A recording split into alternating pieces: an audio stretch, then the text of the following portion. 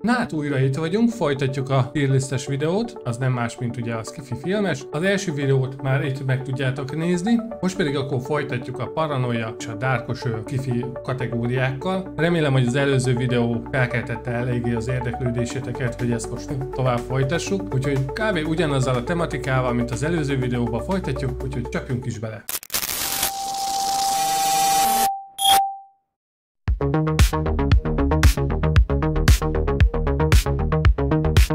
Na, a következő kategória, ugye a paranoia kategória, itt inkább próbáltam, ahogy mondtam is, hogy átfedések vannak a korábbi filmekkel, de itt inkább próbáltam arra menni, hogy itt ez a kibebízható dolgokra szól a film, ugye ez adja meg az alaphangulatot, úgyhogy egy jó pár filmet ide belevettem, mármint amikor a listát állítottam össze, akkor jobban tudtam így kategorizálni. Talán ezek azok a filmek, amik ide belevalók. Az első film a The Hidden, azaz a rejtőzködő, ugye ez még az HBO-n annó úgy ment, hogy a rejtőzködő borzalom, de azóta már volt valami gyilkos a világőrbe, meg újra is szinkronizálták.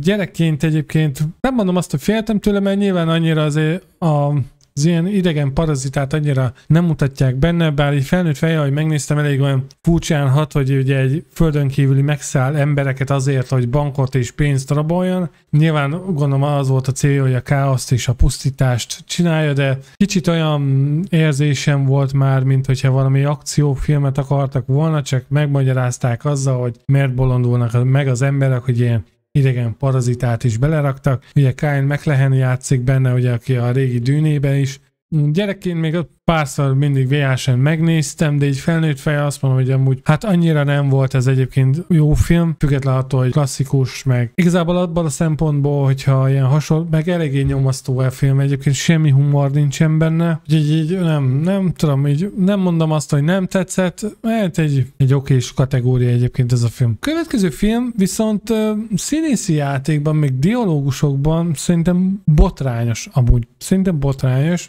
Dióhéjban annyi a sztori, hogy Passzikám megtalálja egy napszemüveget, és hogyha felveszi, akkor a hirdető táblákban látja ezt a manipulatív szöveget, hogy vegyél meg, stb. Itt ezt a koncepciót annyira nem értettem, hogy mert itt is egyébként idegenek csinálják ezt az egészet, viszont tök jó, mármint így maga a megvalósítás is tök jó, hogy egyébként, hogy az embereket hogyan veszik rá a vásárlásra, és van benne egy ominózus jelenet, amikor a főszereplő a másikat próbálja az egészről meggyőzni, majd ott elkezdenek ilyen nagyon bugyuta módon verekedni, és így percekig verekednek, majd az visszaüt is, de már leküldi a földre, de még mindig verekednek, és egyik se győzi meg a másikat a dolgokról. Viszont ezt a filmet szerintem most aktuális lenne nagyon újra dolgozni, feldolgozni, mert ugye most a social media az nagyon el van terjedve, itt is nagyon jól bele lehetne szűrni ezeket a dolgokat, ami ebben a filmben van. Ugye Day Alive, Elpusztíthatatlanok, az a magyar címe, bár nem tudom ez honnan jött, de én ezt tudom ajánlani, hogy helyen klasszikus, paranoid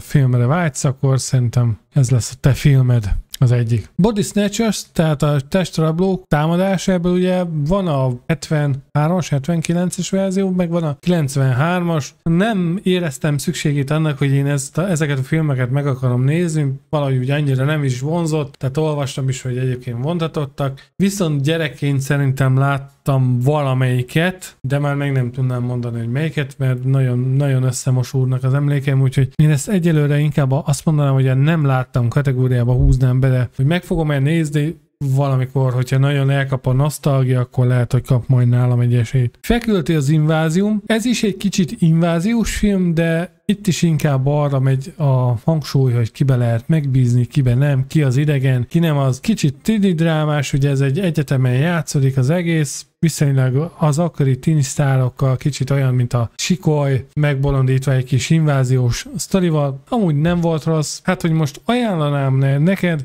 meleg szívvel nem tudnám ajánlani, de én azt mondom, hogy egyébként egy tök okés kategóriájú filmről beszélünk, tehát nem volt ez amúgy rossz. Az asztronauta, vagy az asztronauta felesége, én ezt a filmet nem láttam, annak ellenére, hogy Johnny Depp és Charlize Theron játszik ugye benne.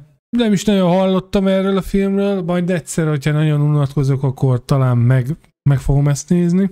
de most egyelőre annyit tudok csak róla mondani, hogy nem láttam. A következő a Supernova.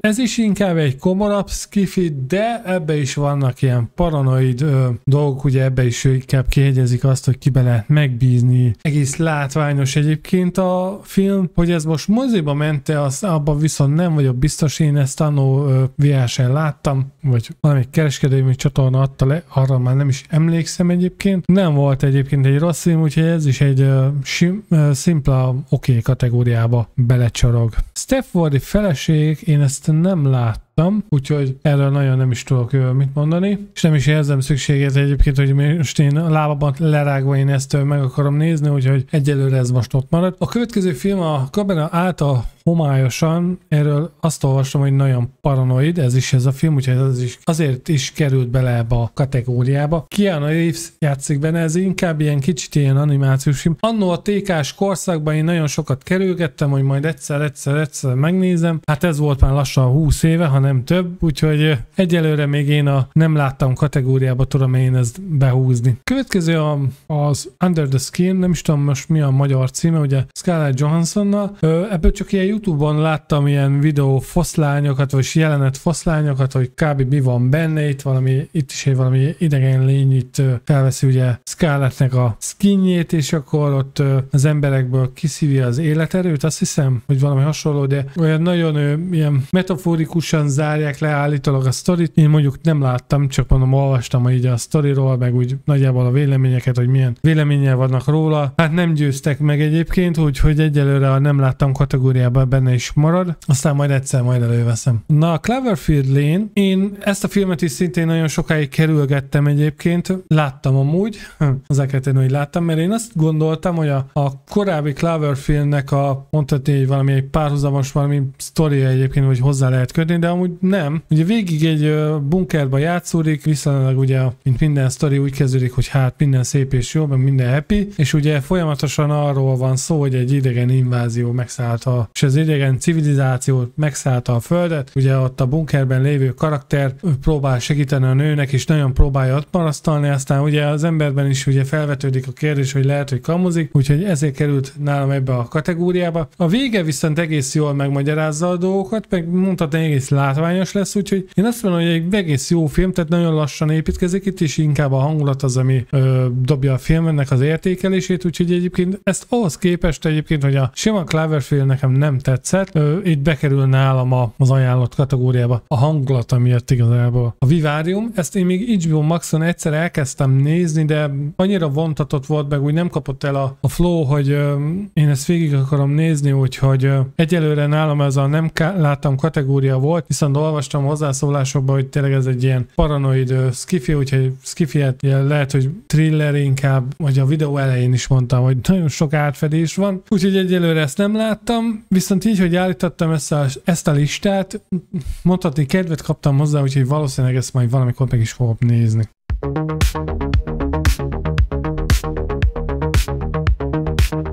Elérkeztünk az úgymond utolsó kategóriához, a komorabb, dárkosabb skifihez. Itt inkább az akción, a látványon, valamilyen szinten a hangulaton és a horrorisztikus elemeken alapuló filmek kerültek ide be nálam. Nem akarom önismétlő lenni, egyértelmű, hogy itt az egész kategórián belül, vagy mind az 4 kategórián belül vannak átfedések. Tényleg próbáltam a legjobban szétbontani, de csapjunk is akkor bele. Hát ugye azt mondtam, hogy ez 1980-as évektől kezdünk, de a 8. utas a halál az annyira alapmű szerintem, meg annyira klasszikus 1979-es évszámával, úgyhogy muszáj voltam ide belerakni ezt is. Egyértelműen az ajánlat kategória, bár nekem személy szerint az Alien univerzumból nem ez a kedvenc filmem, de egyértelmű, hogy ez ajánlott kategória. Szerintem a mai napig egyébként megállja a helyét, és még a díszletek is egész jól össze vannak rakva. Akkor itt szépen végig is megyünk az Alien franchise-on, ugye az Aliens James Cameronnal, az már inkább egy skifi akciófilm, itt már kevésbé épített a horrorra, de viszonylag szerintem egész nyomasztó az egész filmnek a hangulata, nem is olyan régen újra néztem. Ebből is számtalan verzió van, már a mozi verzió, a rendezői verzió, meg van egy olyan, amikor a mozi és a rendezői verzió van valamilyen szinten összevágva. Én láttam mindegyiket, szerintem egyébként mindegyik jó, de talán a rendezői változat szerintem a legjobb. Úgyhogy ez is bekerült szimplán az ajánlat kategóriába. A harmadik része már nekem annyira nem tetszett, bár így, hogy azért többször láttam már az évek során. Nem mondom azt, hogy a kedvencemmé vált, de hozzátartozik az első két részhez. Egyébként mondhatni, folytatja a sztorit, de azóta megjelent egyébként egy regény, ami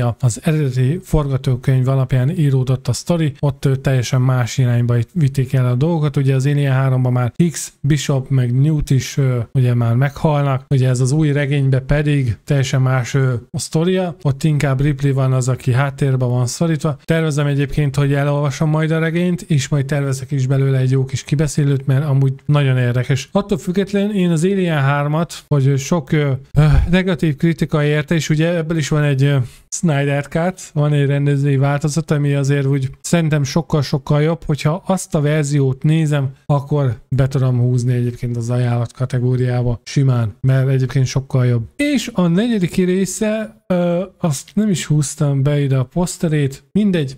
Egyébként a negyedik része az már ugye nagyon sokat csökkentotta a színvonal, bár én a mai napig egyébként nagyon szívesen újra nézem, tehát szerintem semmi probléma nincsen vele. Hogyha ezt a 4 részt végignézem, soha nem skippeltem egyébként, igazából az a lényege. De a Black Hole, Fekete lyuk, én ezt a filmet nem láttam, csak olvastam, hogy van, és klasszikus, de ezt nem láttam, ezt a filmet. Annyira nem is érzem a késztetés, hogy én ezt meg akarom nézni. Nyilván azért is, mert már nagyon régi film, meg valahogy nem tudom, nem kapott el a sztori, hogy én most annyira nosztalgiázni akarnék. A Saturn 3, vagyis a 3-as számú űrbázis, én ezt még gyerekkoromban láttam, aztán később megnéztem újra, kicsit érettebb fejjel, de hát nem tudom, hogy gyerekkoromban, mint hogyha, mert ugye egy robot van benne, bár az, aki legyilkolja az emberkéket, úgy több minden megmaradt, mint később. Nyilván van egy hangulata, de ha a nosztalgikus sci-fi filmre vágyok, akkor nem ezt fogom választani, de nem tudom azt mondani, hogy rossz film, csak szimplán nem tetszett. Szárnyas fejvadász. Ez nálam egy olyan film egyébként, ami nagyon sokáig nem tetszett. Nem tudom, engem annyira nem kötött le, vontatottnak tartottam.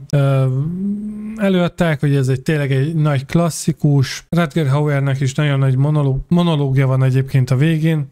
Felnőtt fejjel ezt újra néztem, és valamilyen szinten együtt tudok érteni, ez tényleges egy nagy klasszikus, hogyha az ember jobban odafigyel. Itt nem is az akción van a hangsúly, hanem tényleg ez a identitásnak a kérdése, vagy nem is tudom, hogy hova, és ugye felröppen a végén egy kérdés, hogy valójában maga a nyomozó is replikáns, tehát ha ezt a dolgokat nézem, a hangulatát figyelem, akkor tényleg egy ajánlott film egyébként ez. Tehát ez egy ilyen mondhatni kötelező darab. Viszont nekem a második része, a 2049-es Szárnyas fejvadász, az abszolút nem tetszett. Talán Ryan Gosling az, aki játszik benne, és itt hol is van a posztere, itt van Blade Runner 2049. Itt is feldobtak egy olyan kérdés, hogy talán Harrison Ford karaktere replikáns, de akkor miért olyan öreg, mert ugye nekik nem volt olyan hosszú az élettartalmuk, de nem tudom. Látványban egyébként nagyon jó volt, de nem tudom, nekem már viszont nagyon vontatott volt. Az első rész egyértelműen sokkal jobban tetszett. The Thing, a dolog. Fú, hát én nagyon fostam ettől a filmtől, de tényleg nagyon féltem ettől a filmtől, és később, amikor újra néztem, azért tényleg para jelenetek vannak benne. Paranoid kategóriába is simán beleillik, mert ugye itt se tudja a néző eldönteni most ki az, aki nem ember, és ki az, aki földön kívüli. Ahhoz képest, hogy 82-es, szerintem a speciális effektek egyébként egész jól öregedtek, nyilván vannak már azért gagyibb részei, viszont a hangulata az nagyon üt. Az szerintem nagyon üt. A játék is zseniális, ugye ebből készült egy PC-s játék, az is nagyon jól átadta a hangulatot szerintem, úgyhogy ez 10/10-es film a mai napig John Carpentertől, úgyhogy ezt bátran ajánlom, hogyha tényleg nem láttad, mégis egy klasszikus, borzangató szkifire vágysz. A második részét, vagy hát nem is a második részét, hanem mondhatni, egy előzmény filmre csináltak belőle 2011-ben. Én amikor megláttam, én azt hittem, hogy ez egy remake, reboot lesz, de nem. Ugye itt inkább a végén derült ki az, hogy ez a 82-esnek az előzmény, és annyira jól összeköti a két filmet, hogyha tényleg egymás után nézed a két filmet, akkor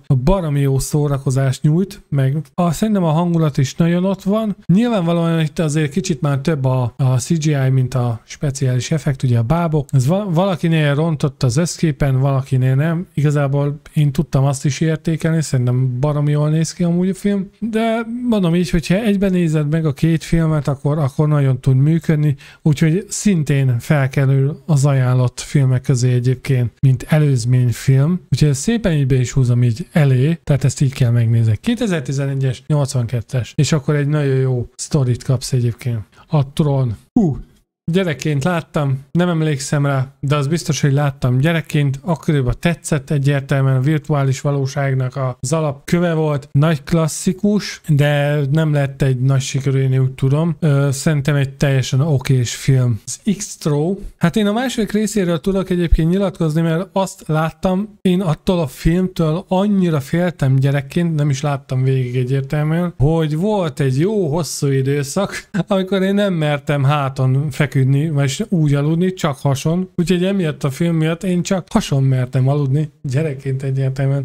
És az ember ilyenkor persze jót nevet, de hát rossz hatással volt rám ilyen téren az a film, tehát én nem is mertem sokáig megnézni. Aztán felnőtt fejéig megnéztem, hát egyáltalán ultra gagyi, a Temus Alien konkrétan, de hogy gyerekként nagyon durva, hogy mennyire más hatással vannak ránk ezek a filmek, az valami bődölet. Az első részét azt csak láttam, ilyen trélereket YouTube-on, ez még ennél is szánalmasan gagyibb, úgyhogy én ezt a filmet már abszolút nem láttam, nem is akartam megnézni. Ezt láttam, de egyébként nagyon rossz. Tehát tényleg nagyon rossz film amúgy. A harmadik részét, azt hiszem igen, a harmadik részét arról is csak a Szív TV-n láttam belőle jeleneteket, nem láttam végig a filmet, de nem is érdekelt, nem is akarom elővenni, mert nem érdekel, abszolút.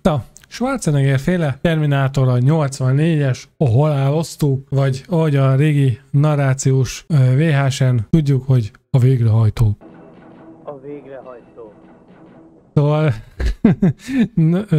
vicces így tényleg belegondolni. Gyerekként imádtam, hát robot, Egyébként így, ha jobban belegondolok, szerintem a 84-es filmnek nem mondom azt, hogy horrorisztikus elemei vannak, mert azért nem, de sokkal nyomasztóbb, mint a 91-es folytatás, ugye a Terminátor 2 az ítélet napja, egyértelműen az inkább már akciófilm, egyértelmű világklasszikus, nem láttad, nézd meg. Sokan azt mondják, hogy egyébként az első rész sokkal jobb, mint a második rész, kis költségvetésben egyébként tényleg nagyon nagy kasszasikert ért el. Sokan azt mondják, hogy a második az etalon, az a legjobb Terminátor film. Nem tudom, egyébként hangulatát, hogyha csak a hangulatát nézzük azt, hogy ugye milyen borzalmas jövő vár az emberiségre, akkor szerintem viszont az első rész sokkal jobban visszaadja ezt a kilátástalanság, reménytelenség és ezt a nyomasztó hangulatot, szerintem, hogy 84-es egyértelműen sokkal jobban visszaadja. Hát a második rész az szintén etalon, klasszikus, ajánlott, nem is találom a hirtelen a poszterét. Egyértelműen szerintem a világ legjobb ilyen Terminátor filmje. Ez az első kettő. Én szerintem a többi résznek a poszterét nem is raktam be, pedig ide illeszkedik egyértelműen a sci-fi kategóriába. Úgy voltam vele, hogy már így is nagyon sok filmről van szó. Egy pár szóban annyit elmondanék, hogy a harmadik részt azt én már moziba láttam, ugye az első két részt egyértelműen még nem, gyerekként még azért nem. A harmadik részt moziba láttam, nem mondom azt, hogy nem tetszett, viszont már nem, nyilvánvalóan egyértelműen nem volt már meg az a varázsa, mint az első két résznek. Nem hiába mondják is, hogy a legjobb Terminátor filmek. Viszont a 2009-es Terminátor megváltása, amúgy szerintem ez egy nagyon jó irányba indult el, főleg a harmadik rész után, és ez nagyon sok hozzászóló is mondja, hogy egyébként nagyon jó irányba indultak el. Ugye az 2018-ban játszódik, tehát ott még akkor mutatják azt, hogy fejlesztik ki ugye a T-101-es modelleket. Szerintem is egyébként nagyon jó irányba indult el. Egyértelműen nem ott folytatták, visszatértek úgymond a gyökérhez, megint az időutazás. Nem, tehát nekem onnantól fogva az összes Terminátor film abszolút nem tetszett, se a Genesis, se a Fekete végzet, vagy Sötét végzet, vagy a tökön volt annak a címe. Nagyon maximum kétszer láttam őket, ugye egyszer egyedül, egyszer családdal, vagy hát párommal, de nem azok nálam már nagyon rossz kategória. Tehát nem is tudok azokból olyan jeleneteket mondani, ami amiatt azt mondanám, hogy egyébként annyira nem voltak rossz, meg nem. Borzalmas borzalmasak. Tehát nálam a Terminátor filmek, talán még az első 3, és még a megváltás az ott van, mert tényleg az is szerintem még hangulatban is, látványban is, akcióban is szerintem ott van a szeren amúgy. Ezt a Brazilt én nem láttam, erre is mondják nagyon nagy klasszikus, de még nem láttam, majd egyszer talán pótolom, így menjünk is tovább. Life Force, vagyis életerő, szintén VHS-es korszak, kölcsönkapva. Hát féltem ettől a film, tehát tényleg nagyon-nagyon ijesztő volt számomra. Mondjuk én alapból nem bírom az ilyen horror skifi filmeket, vagyis hát az ilyen nagyon ijesztőeket nagyon nem bírtam. Most már azért megedződtem az évek során, úgyhogy egyértelműen újra néztem, és erre a filmre is tudom azt mondani, hogy megérne egy remake-et, már csak a speciális effektek miatt. A sztori röviden egyébként annyi, hogy egy űrhajós brigád, tehát itt nem kell annyira távoli jövőbe menni, leszállnak egy üstökösre, és ott találnak 3 ilyen kristályba zárt emberi testet, akiket elhoznak, és igazából azokról később kiderül, hogy ezek ilyen energiavámpírok, tehát kiszívják az emberekből az életerőt, elég látványos módon, csontszárazra szívják őket, akik ezután ilyen kicsit ilyen zombiszerű, szintén ilyen energiavámpírokká válnak. Szerintem egyértelműen a sztoria nem egy atomfizika, de elég jól fel van építve, és elég jól megfordítja egy kicsit ezt a vámpír mítoszt, mert lényegében ez vámpírokról szól, csak itt most kicsit tudományos fantasztikumba ment át ez az egész. Szóval egyébként, hogyha borzongani akarsz, és egy jó klasszikus skifi per horror filmet szeretnél megnézni, akkor én az életerőt azt tudom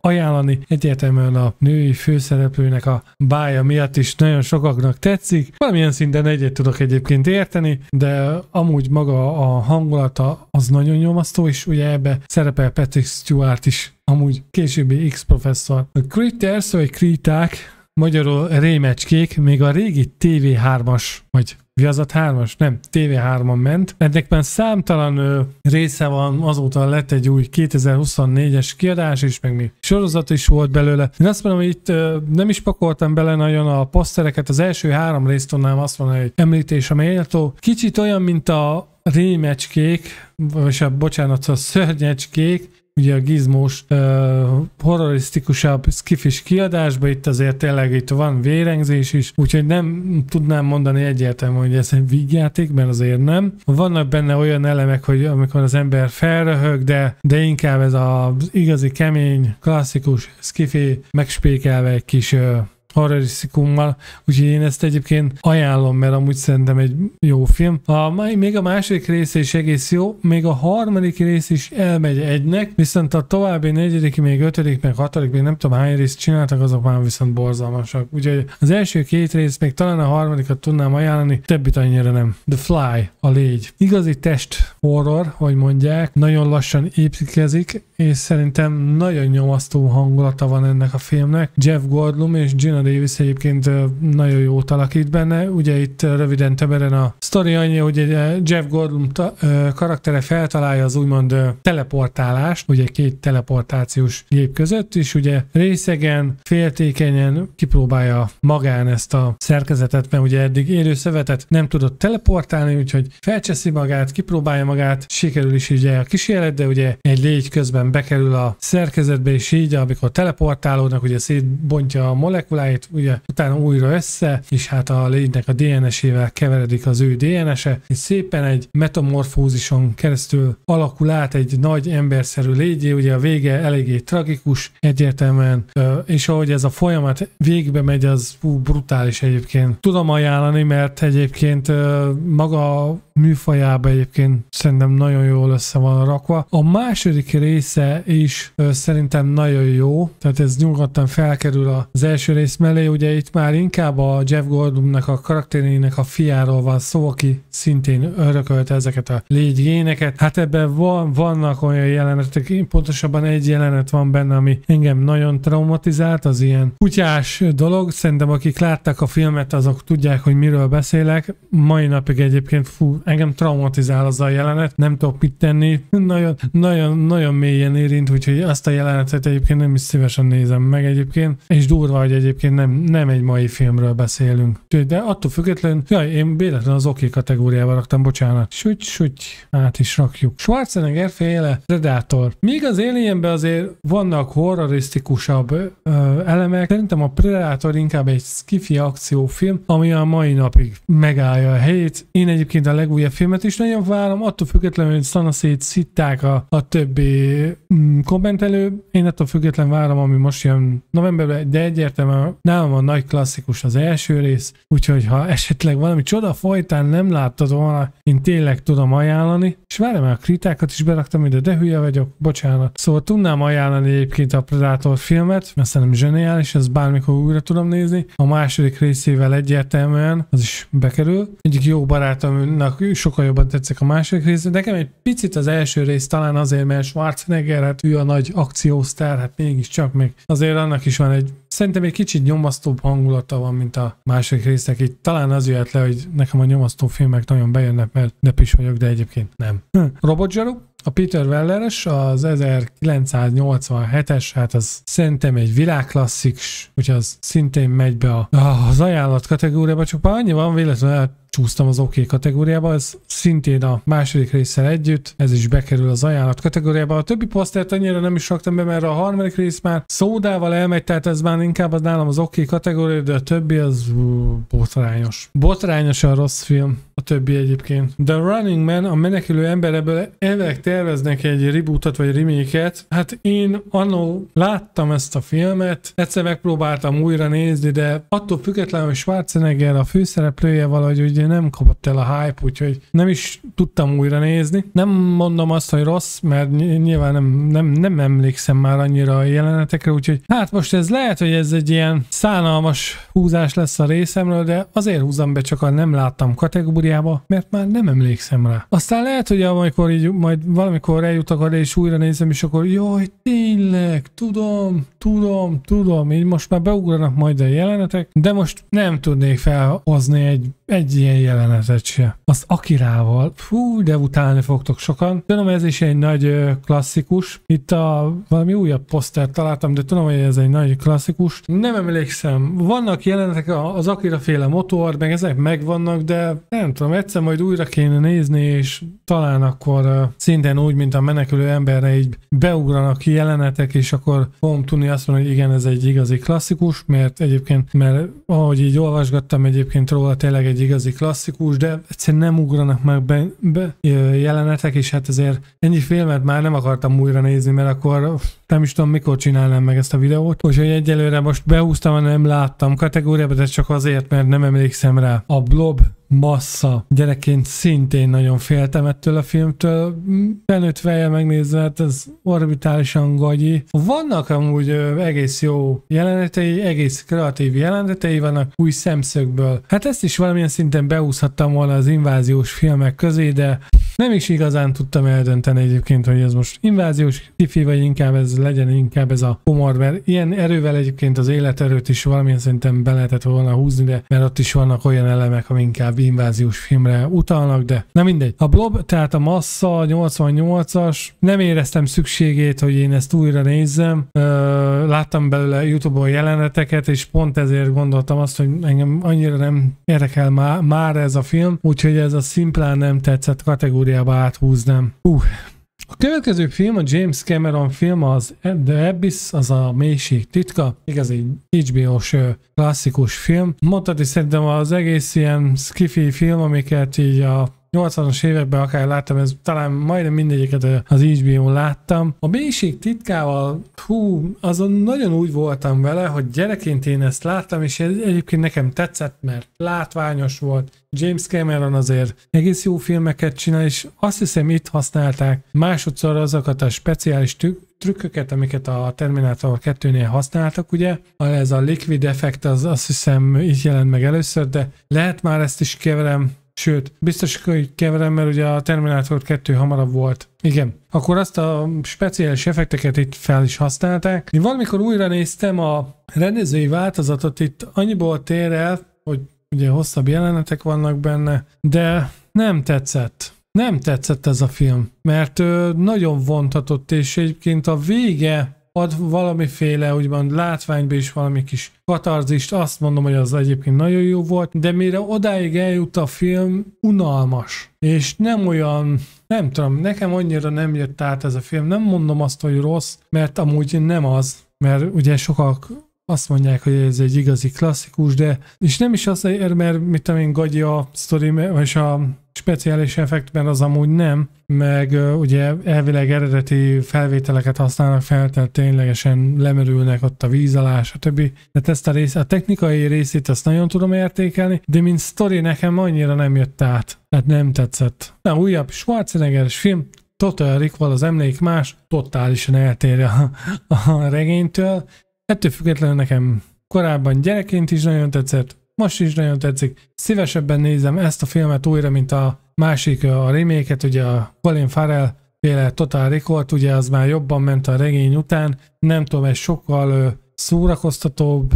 Ennél is gondolkodtam, hogy a popcorn moziba kerüljön át, vagy inkább itt a Dark Skiffy-be, itt azért került inkább ebbe a kategóriába bele, mert azért itt azért vannak vérengzések, ugye Orwell Holman féle filmeknél azért az elég jellemző a nagy vérengzés, ugye ezt inkább ide a Dark vagy Komor Skiffy-be raktam, egyértelműen ajánlott, tehát ezt nagyon szívesen újra nézem. Wesley Snipes és Stallone féle a pusztító Demolition Man, és az a durva, hogy amik ebbe a filmben vannak, egyre több párhuzamot tudok vonni a mostani világgal. Szerintem ez a páros nagyon jól működik, nagyon jó az akció benne. Skiffy nyilván azért, mert itt lehibernálják őket 36 évre, tehát ugye a futurisztikus jövőben ébrednek fel, tehát emiatt Skiffynek mondanám, de több benne inkább az akció. Egyértelműen ez újranézős film, ajánlott film, úgyhogy ez szépen megy be az ajánlott kategóriába. Bruce Willis féle, ugye, meg Brad Pitt főszereplésével 12 majom. Hasonlóan a menekülő emberhez nem emlékszem már annyira a jelenetekre, valami megvan, ez is inkább ilyen időutazós sztori. Valamint pont gondolkodtam rajta, hogy meg kellene nézni, tehát mindenképpen meg akarom újra nézni, és viszont azt nem tudom 100%-osan állítani azt, hogy én ezt nem láttam, mert biztosan, mert ez is egy HBO klasszikus, tehát elég sok filmet láttam akkoriban, de én ezt szintén csak azért húznám be a nem láttam kategóriába, mert nem nagyon emlékszem már egyébként a sztorira, meg úgy a jelenetekre. A Ghost in the Shell-t, azt pont valamelyik nap néztem újra, régen, nagyon régen láttam, és egyértelműen a klasszikus néztem meg, nem a 2008-as úgymond felújítottat, mert ugye sokan írták is, hogy a CGI meg a felújított verzió, ez egyébként nagyon sokat ront az összképen. Én csak belepörködtem és megnéztem azokat a jeleneteket, amiket úgymond kicseréltek, és egyet tudok érteni, tényleg ront az összképen. Gyerekként, amikor én ezt láttam, nyilván nem tudtam úgy értékelni, nem úgy láttam át, ugye gyerekként inkább az akció, meg a látványra megy az ember, felnőttként ugye teljesen másképp éled át az egész sztorit, és ez tényleg egy igazi klasszikus, ugye a Matrix is ebből kapott szerintem inkább ihletet, úgyhogy ez tényleg egy ajánlat klasszikus. Tehát a gyerek fejjel mondanám azt mondani, hogy nyilván nem tetszett, de így, hogy újra néztem, ez bekerül az ajánlott kategóriába elég erősen. A következő film is valamilyen szinten most már megosztó, mert ugye kijött azóta egy újabb Dreadbíró féle változat, de a Stallone és féle Dreadbíró egyértelműen nagyon tetszett, ez szintén HBO, Premiere, minden, tudod, megőrülsz, Skiffy 3000 nem tudom mennyiben játszódik. Tetszik, meg szívesen nézem egyébként a mai napig újra. Viszont mióta egyébként megismertem a Dreadbírónak a karakterét, megismertem azt, hogy milyen a képregény, és megtudtam azt is, hogy maga a Dreadbíró egyébként soha, de soha nem veszi el le a sisakot, úgyhogy ilyen téren ez a film egy kicsit leértékelődött nálam. Egyértelműen Stallone-nak látni kellett az arcát. Ez egyértelmű volt, hogy ő nem fogja végig hordani a sisakot. Most mondjam azt, hogy hát kicsit csalódtam benne ilyen tére, hogy ezt nem merte bevállalni. Mindjárt kitérek a 2012-es Dreadre, hogy miért. Attól függetlenül szerintem egy nagyon jó film. Jó benne a humor, az akció, meg úgy tényleg azért elég véres a maga módján, úgyhogy bekerül szintén az ajánlott kategóriába. Szintén a 2012-es Dread.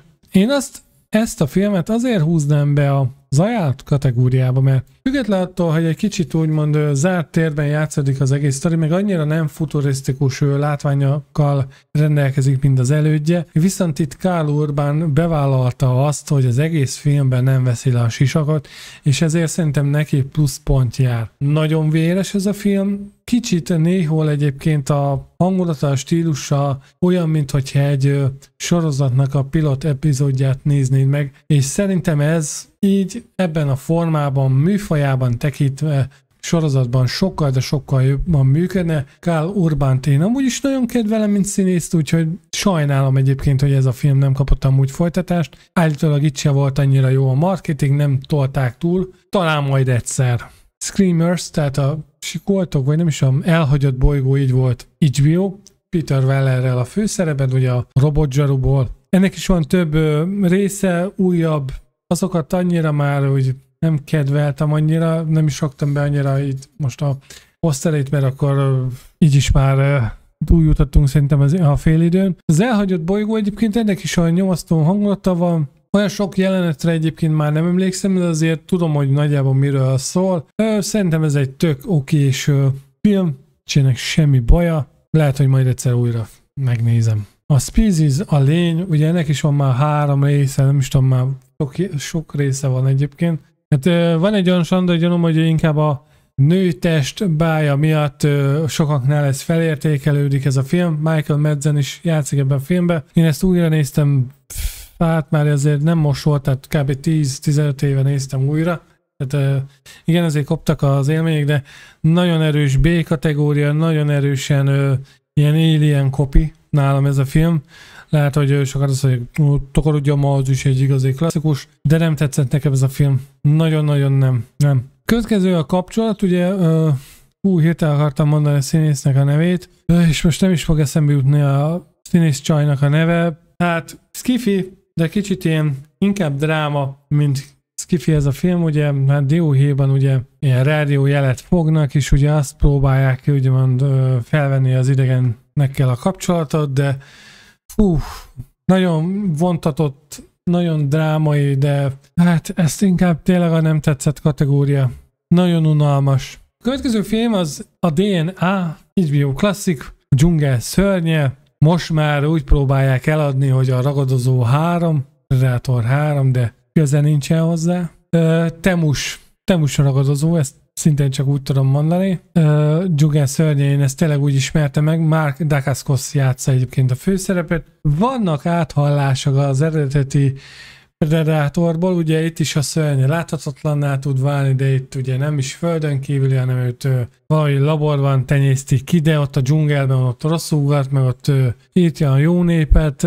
Vannak egyébként jó jelenetei, főleg a vége, amikor vége van a filmnek, nem. Vannak egyébként tényleg jó jelenetei, még azt mondom, hogy már izgalmas, de tényleg annyira egy B kategória, annyira egy tévéfilm vibe-ja van az egésznek. Mark Dacascos egyébként szerintem sokkal jobb színész, és sokkal jobb filmeket kellett volna annó elvállalnia. Egyébként nem tudok haragudni erre a filmre, de nagyon érezhető volt az, hogy tényleg próbálták meglovagolni a Predator franchise-t, úgyhogy jó szívű leszek vele, de bekerül az oké kategóriába. Halálhajó, vagy a Event Horizon. Szintén ez az a kategóriájú film, az a típusú film, ami inkább horrorba megy el. Később tudtam meg, hogy nagyon sok áthallás van a Warhammer univerzumból. Ez egy tök érdekes dolog, és valamilyen szinten kedvet is kaptam a Warhammer univerzumhoz, mert tudom, számtalan regény van. Tehát amikor megláttam, hogy nagyon sok regény van belőle, akkor úgy voltam vele, hogy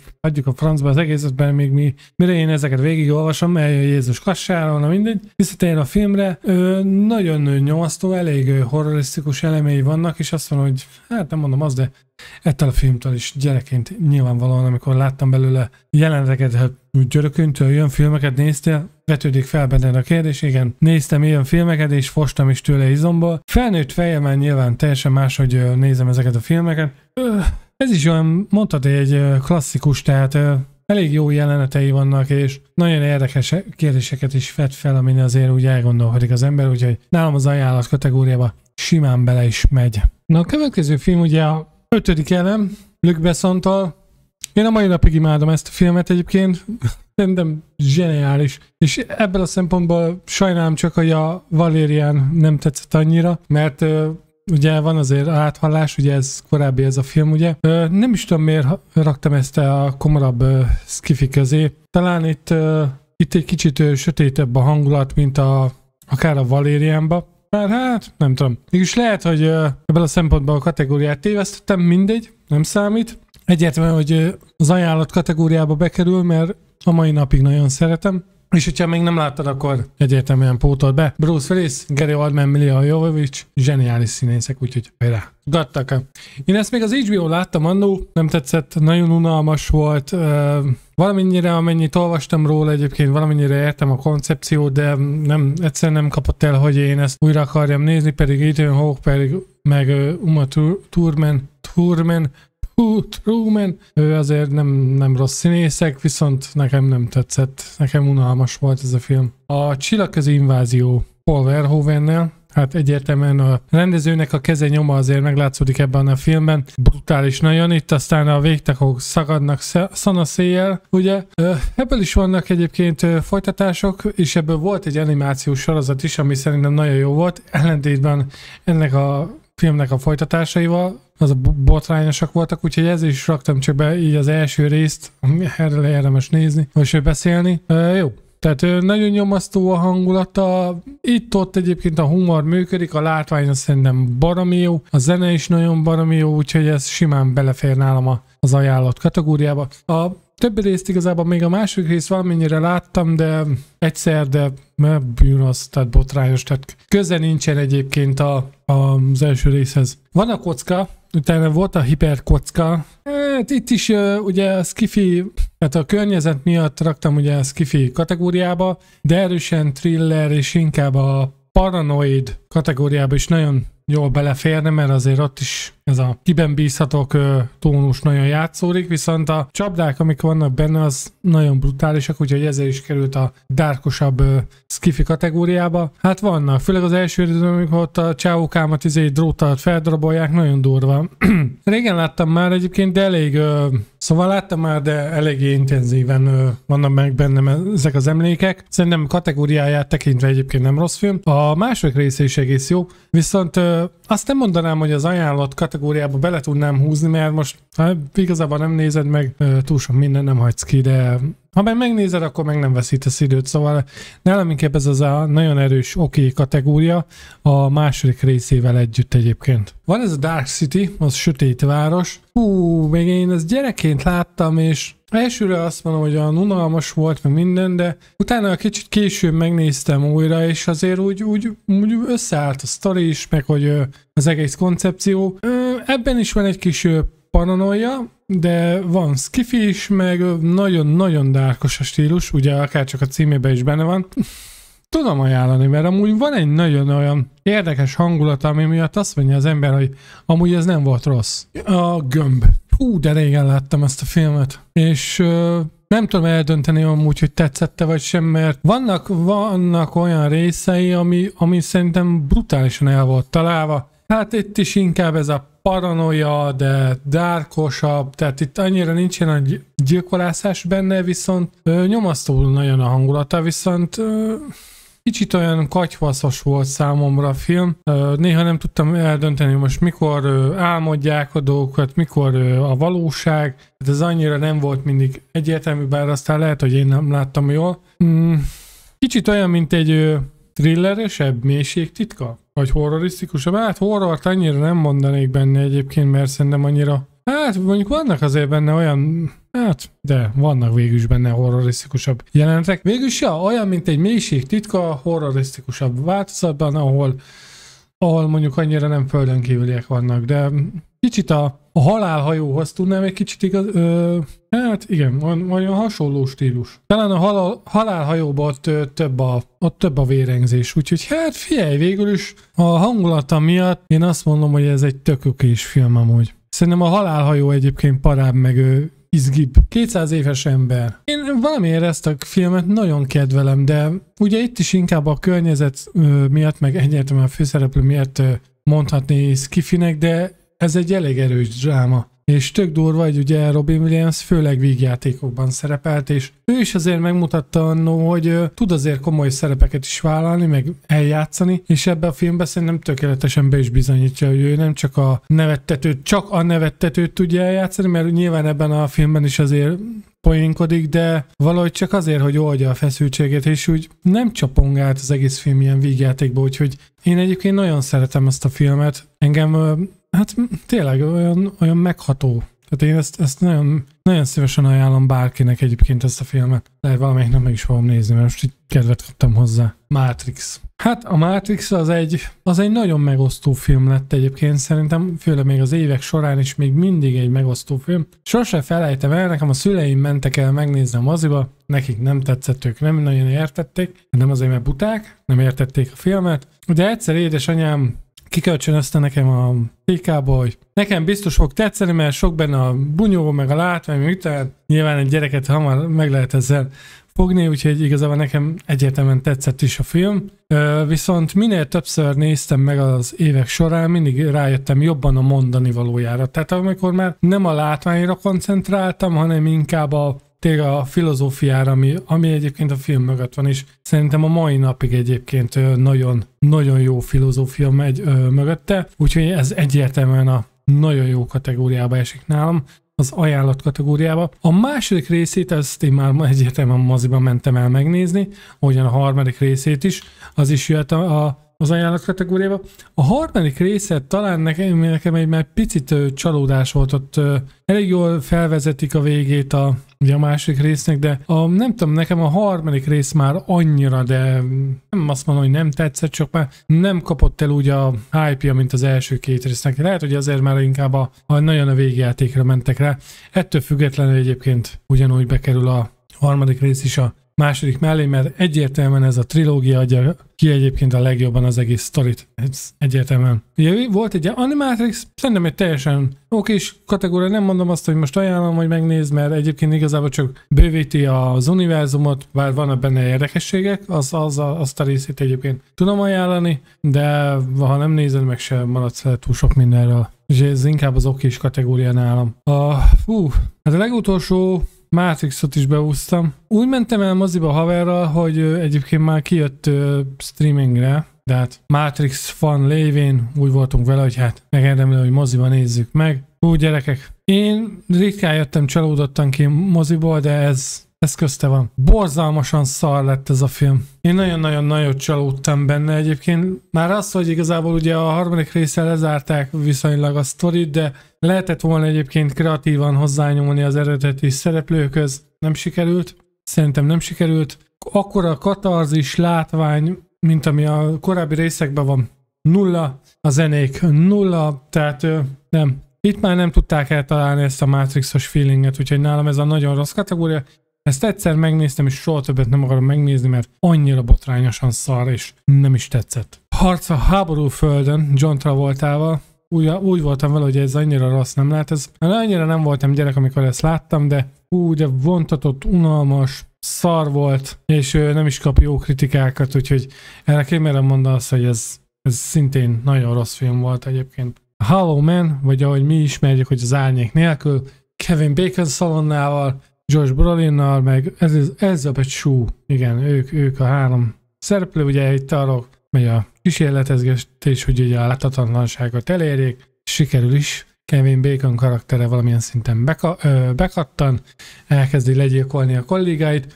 Igazából ez a film is inkább thrillerbe megy át, meg nem mondom azt, hogy akcióba, inkább thrillerbe, de ugye maga a környezet miatt megkapta nálam a sci-fi kategóriát. Szerintem egyébként egy nagyon jó kis film.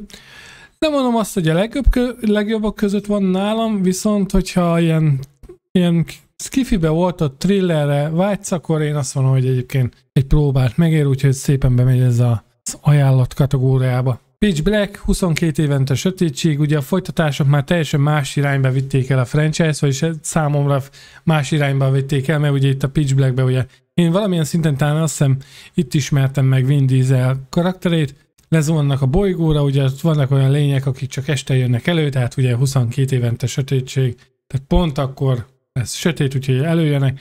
Vin Diesel karakterét szerintem kurva jó benne, ugye egy elítéltet játszik benne, akinek van egy ilyen látása, aki a sötétben egyedül ő lát igazából, és úgymond a gonosz kell a gonosz ellen, ugye koncepciót alkalmazzák itt. Kicsit olyan alienes beütése van, de inkább akció skifi ez, mint akár horror, persze vannak benne azért durva jelenetek is. Én szerintem egyébként egy tök okés film volt, nyilván nem váltja meg a világot. Én azt mondom, hogy ha a Pitch Black szériát akarod megnézni, vagy a Riddick szériát, akkor szerintem az összes közül szerintem ez a legjobb, és mindenki is fejtem, hogy miért.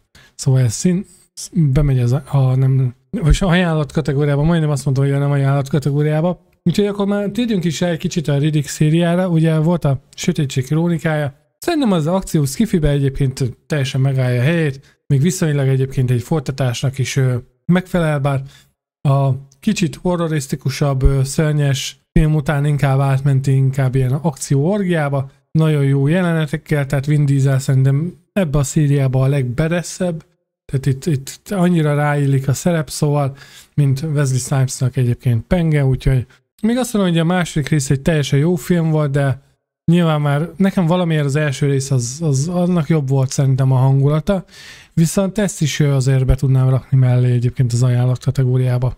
Attól függetlenül, hogy azt mondom, hogy szerintem rosszabb, mint az első része. És nem rosszabb, másabb. Viszont a harmadik része, nem is tudom, csak simán az a címe, hogy Riddick. Poszter egyébként kurva jó, szerintem. Viszont nem. Annyira olyan első és a második résznek a keveréke akart lenni, hogy igazából nem lett semmilyen se. És nagyon-nagyon lett a vége, hogy igazából ugye folytathatnák. De nem mondom azt, hogy nem tetszett a film, mert amúgy ennek is vannak nagyon jó jelenetei, de szerintem az előző részekhez abszolút nem ér fel. Úgyhogy igazából egy tök okés film lett belőle. A hatodik napon ugye Schwarzeneggerrel a főszerepben, itt a klónozásról van szó, őt is klónozzák, és akkor próbálja megakadályozni azt, hogy a klónja átvegye a helyét, de közben ugye azért vannak itt is azért csavarok. Ez is inkább ilyen thriller per akció, és ugye a skifi az inkább azért, mert ha nem túl távolú jövőbe játszódik, ugye skifi környezet van, úgyhogy emiatt kategorizáltam ugye a skifi kategóriába. Na ezt most jól meg azt mondtam. Nem egy rossz film, nem váltja meg a világot igazából, de itt már azért érződik az is, hogy Schwarzeneggernek már nem ez a legjobb filmje. Itt is ezért ilyen kicsit ilyen morális dilemmákat boncolgat ugye a klónozással kapcsolatban. Igazából magát, a tematikát és a témáját miatt én egyébként ezt tudom ajánlani egyébként. Ez egy teljesen jó film volt amúgy. AI, mesterséges értelem. Szintén korábban én ezt a filmet annyira nem tudtam értékelni, viszont amikor újra néztem, akkor sokkal jobban tetszett a film. Ez is inkább kicsit lassabban építkezik, annyira nem a látványos akcióra megy rá, inkább itt is a morális kérdéseket boncolgatja. Hogy milyen kategóriájú film pontosan, azt nem is tudom egyébként megmondani, mert valójában ez is inkább ilyen kicsit dráma, kicsit thriller, de nyilván az egész környezet, meg az egész hangulat miatt skifi. Egyébként nem egy rossz film. Nekem nem tartozik egyébként a kedvenceim közé, ha valami oknál fogva hirtelen elkapasz, hogy most én skifire vágyam, de ilyen gondolkodó skifire, meg most egy kicsit lassabb lefolyású skifire vágyok, akkor egyébként szívesen megnézem. Úgyhogy egyébként ezt én berakom a simán oké kategóriába. És itt is azért a jobbik verzió. Tehát ezeket a kategóriákat egyébként nem kell úgy venni, hogy ez most rossz kategória, csak ez a nem kiemelkedő, de nem is rossz. Ugye van a Majmok bolygója, az új, a remake, ugye Mark Wahlberggel kapcsolatban, és szereplésével. Nagyon régen láttam ezt a filmet egyébként. Mondjuk nekem a Majmok bolygója az sose volt a nagy kedvencem, de láttam régen. Nem volt rossz, végül is egy jó újítás volt a régi Charlton Hestonashoz képest, vagyis hát nem azt mondom, hogy jobb volt, és nekem jobban tetszett, inkább úgy mondom. Itt ugye a skifi környezet az, tehát ezt mindenki tudja, ugye itt lényegében ő időt utazik, és ugye olyan korabeli földre érkezik, ahol már ugye a majmok uralkodnak, úgyhogy igazából mint skifi film szerintem nem rossz, de ez is az erősen inkább az oké kategória. Equilibrium. Ez a film is inkább az, hogy több benne a thriller, van benne nagyon jó akciójelenetek egyébként, és szintén a környezet a disztópikus jövő miatt mondhatnám azt, hogy skifi kategória, meg ugye skifi elemek vannak benne. Ez is ilyen elgondolkodtatós, ugye röviden, tömören arról szól a film, hogy itt nincsenek érzelmek, és aki elkezd érezni, az bűnöző, tehát konkrétan erről szól a film, és nyilvánvalóan klisésen az egyik ilyen pap, mint Christian Bale, ő átáll a lázadók oldalára, és akkor... Tehát röviden egyébként tényleg ennyi a sztori. Nagyon jó jelenetek vannak benne, és egyébként elgondolkodtató is. Úgyhogy ez is az a típusú film egyébként, ami hogyha olyan kedvem van, és hangulatban vagyok, akkor szívesen újra nézek egyébként. Bár már nem is tudom, mikor láttam utoljára, egy pár éve egyébként. Külön vélemény, ezt nem is olyan régen néztem meg, mondom, már végignézem, mert annó mindig csak az elejét láttam, de most végignéztem, és egyébként engem tökre lekötött, ugye már említettem azt, hogy Tom Cruise-nak a színészi pályája, vagy hogy mondjam, az elején még annyira nem tetszett, mostanában azért úgy kedvelem a filmjét, meg kedvelem magát a színészt is, úgyhogy szívesen nézem meg ezeket a filmeket. Úgyhogy én nemrég ezt meg is néztem, nem volt egyébként rossz, ajánlanám, igazából igen, mert egyébként egész fordulatos a film. Solaris. Hát ezt azt hiszem láttam, de nagyon nem jött át, úgyhogy ez a szimplán nem tetszett a kategória. A következő filmmel kapcsolatban egyébként agyaltam rajta, hogy van egy hasonló film, ugye a Holnap után, az viszont, hogy miért nem sci-fi kategória, mert ott igazából csak az időjárás miatt ugye cseszekednek, ott annyira a környezet se az. Viszont itt a mag, ugye itt igazából az, hogy ugye lefúrnak a föld magjáig, hogy berobbantsák, és hogy újra meginduljon a föld forgása, ez volt a nagy koncepció. Szerintem egész látványos, mozifilm volt, ugye, de ugye én ezt egyébként tévében láttam. Nem volt annyira rossz, de nem lett egyébként a kedvencem. Ajánlanám-e? Hogyha szereted az ilyen kicsit katasztrófa filmeket, akkor igen. Ha meg nem, akkor meg igazából nem veszítesz semmit, hogyha nem nézed meg. Úgyhogy igazából ezt csak a sima oké kategóriából tudnám ezt is besorolni. Na, hát ugye most nem beszéltünk az Alienről, meg a Predatorról, vagy nem beszéltem. Szándékosan direkt későbbre hagytam ezeket.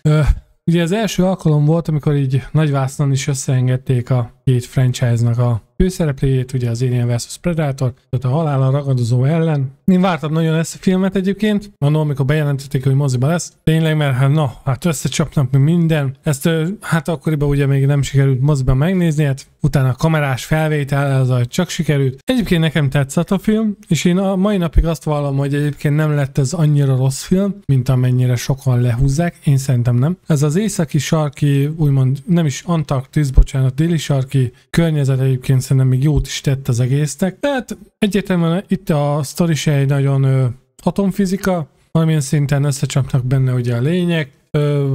Vannak fenntartások, hát egy predátort hogy lehet így elintézni, de ugye azt is megmagyarázzák, hogy ezek fiatal predátorok, itt így lényegében ugye egy beavatási szertartáson vesznek részt. Nekem egyébként működik a mai napig, van, hogyha kedvet kapok az egész Alien Predator franchise-hoz, és vagy tényleg végignézem mind a kettőnek a filmjét. Általában ez nem szokott kimaradni, úgyhogy ezt mindig meg szoktam nézni, úgyhogy én ezt egyébként attól függetlenül, hogy az elég sokan még a mai napig lehúzzák, bár akik igazán fanok és szeretik a Alien-t meg a Predatort, azok szeretik egyébként szerintem ezt is, de lehet, hogy csak egyedül vagyok vele. A második részt viszont már itt tartunk. Nekem csak azért nem tetszik, mert annyira sötét az egész film, hogy alig látni benne valamit, meg ez a tini dráma nem kellene bele. Egyébként ennek a filmnek is vannak jó jelenetei, nagyon lehúzták, meg nagyon savazták, és úgy gondolják, hogy az Alien és a Predator franchise-ból ez a legrosszabb film. Én ezért ennyire nem vagyok vele szőrös szívű, nyilván az első részhez nem ér fel, de nem mondanám azt, hogy ez egy nagyon rossz film volt. Tehát azért vannak benne nagyon jó jelenetek, a Predator szerintem nagyon bedesz benne,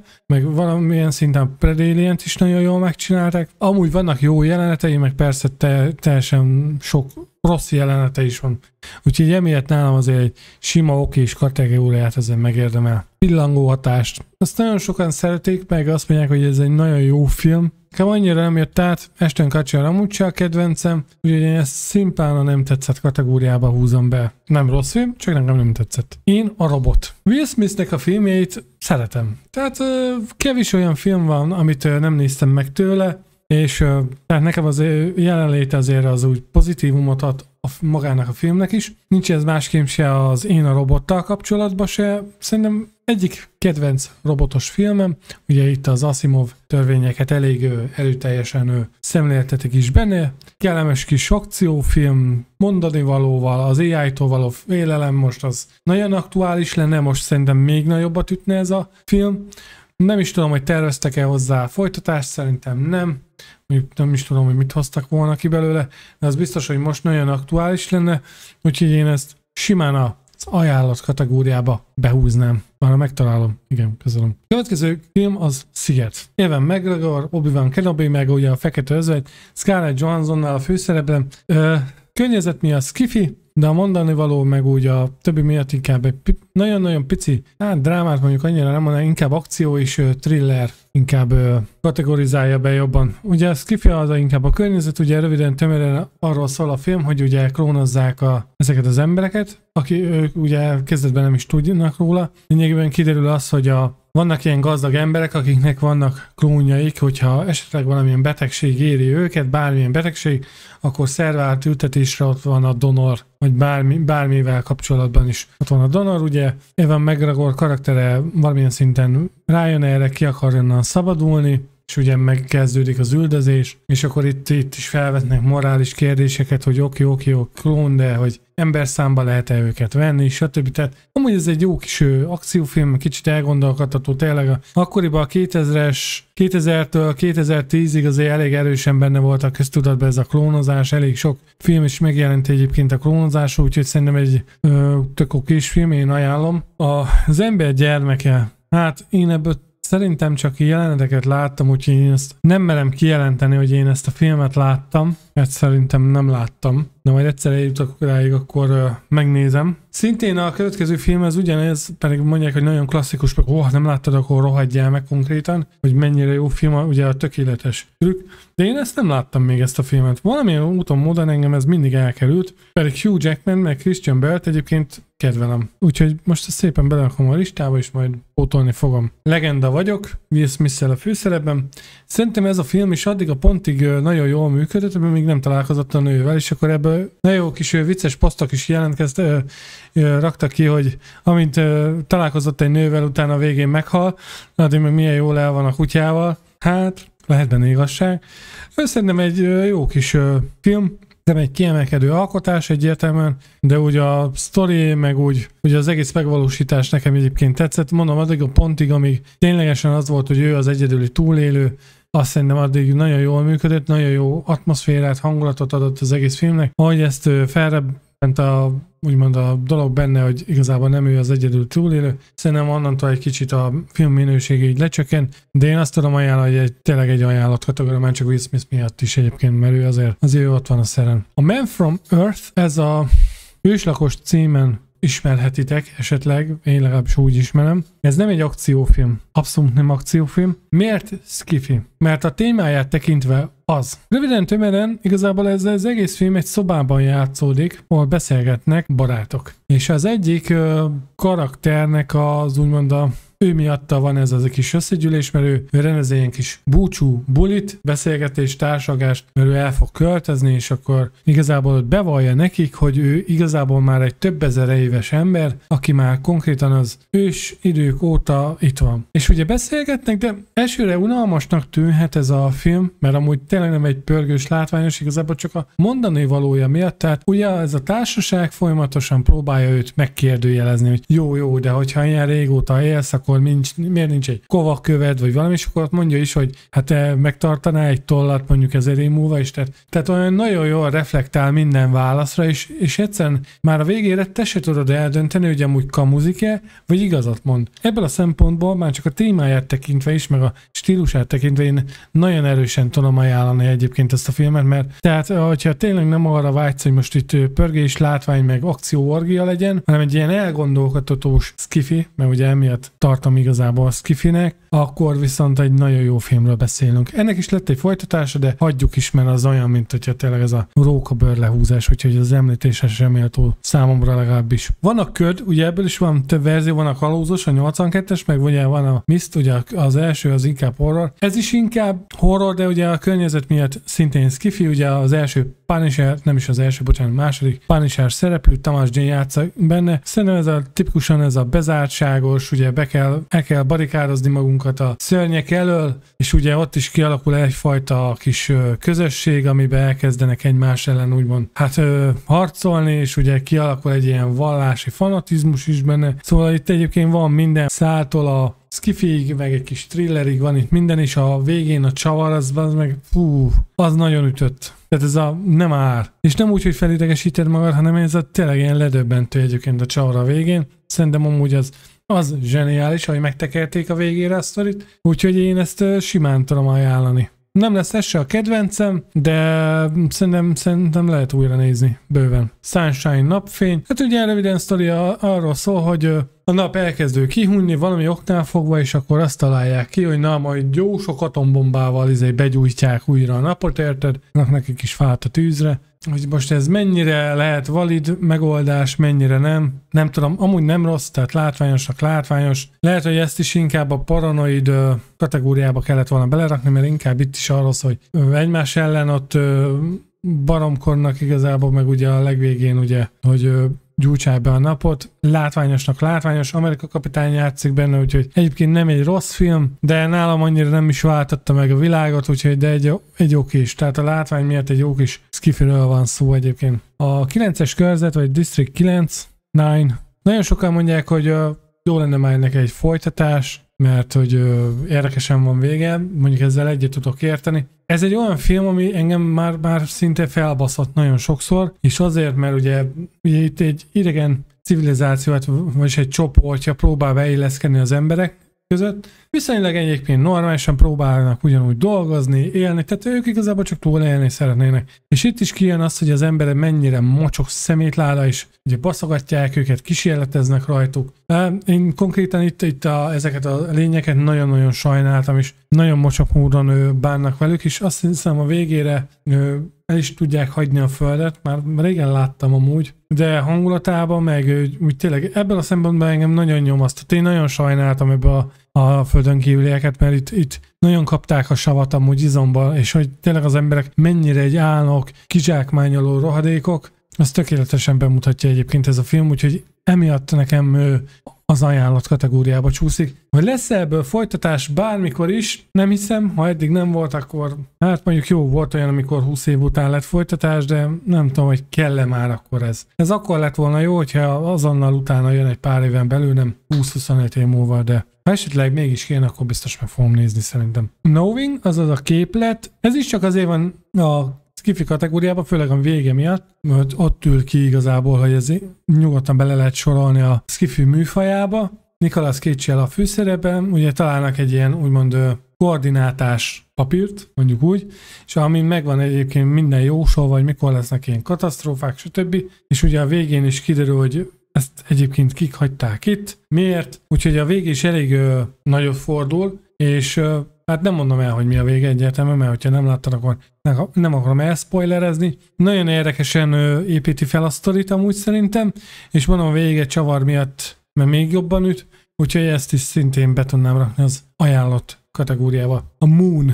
Én nem láttam ezt a filmet, de érdekel, úgyhogy majd egyszer megnézem. Pandorum, láttam belőle jeleneteket YouTube-on, annyira nem kapott el, hogy én megnézzem, nem láttam ezt a filmet sem, majd egyszer talán valamikor. Az út, ezt a filmet se láttam, úgyhogy ez is majd valamikor egyszer pótolva lesz. Inception, vagy ez az eredet. Nekem amúgy elsőre is nagyon tetszett a film, újra nézve is nagyon tetszett, Nolan-féle úgymond zsenialitás van benne, mondhatjuk úgy is, bár én nem szeretem ilyen jelzőkkel illetni egyik rendezőt se, csak hogy nagyon jó vagy nem. Szerintem ez a filmje nagyon jól működik, úgyhogy ez mehet is az ajánlott kategóriába. Ezt nagyon nem is tudnám túragozni.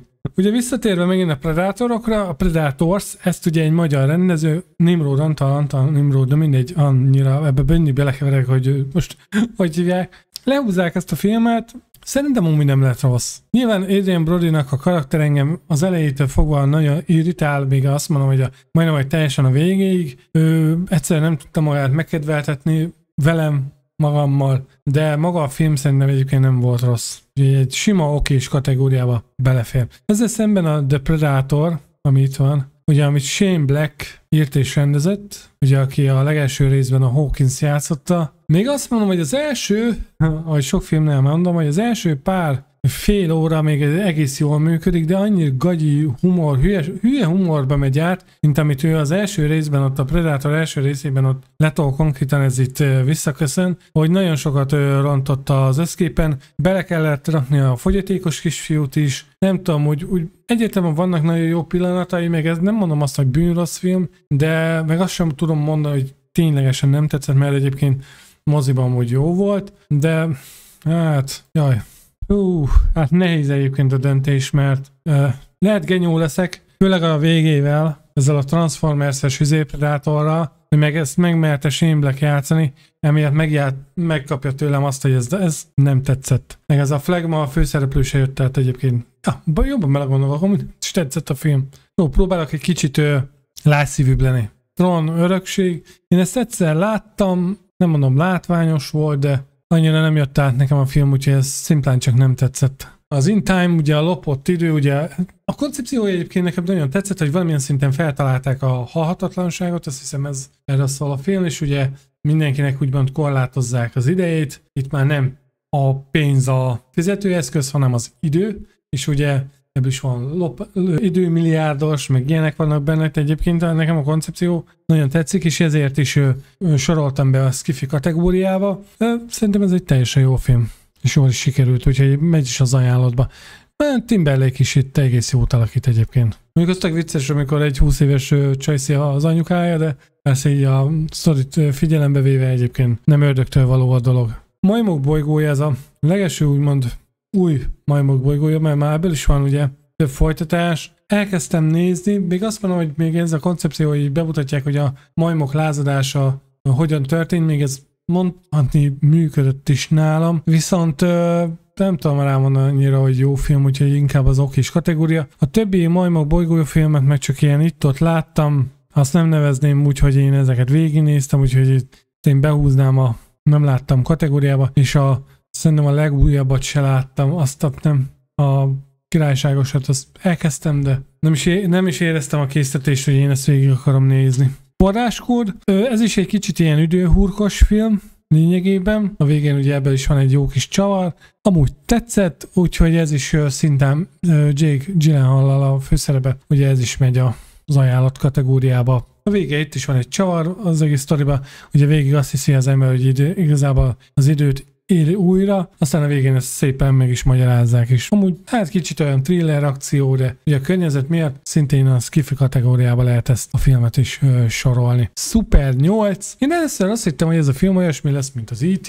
vagy a Mekka földön kívüli barát. Hát nagyon nem. Azért voltak benne durva jelenetek, a legvégén mutatják csak benne a lényt. Bűnrossz filmnek nem mondanám, viszont nekem az, hogy a végét egy kicsit úgymond, nem is az, hogy összecsapták, csak nagyon megúszós volt nekem, úgyhogy inkább nálam ez a nem tetszett kategória volt. A Felhő Atlasz az nálam vontatott volt, szintén nem tetszett. Az Éhezők viadala, a legelső rész, úgy koncepciója tekintve még nem is volt rossz, csak nekem olyan fura volt, hogy 12 éveseket ott küldtek ilyen viadalokra, meg ugye szinte gyerekeket. Szerintem itt próbálták még a Harry Potter, úgymond lázat megülni, és akkor az írónő próbálta, meg lehet full hülyeséget vannak, csak hogy azokat az olvasókat megnyerni, hogy itt azért fiatal gyerekek van szó, és akkor majd azok jobban fogják olvasni a könyveket.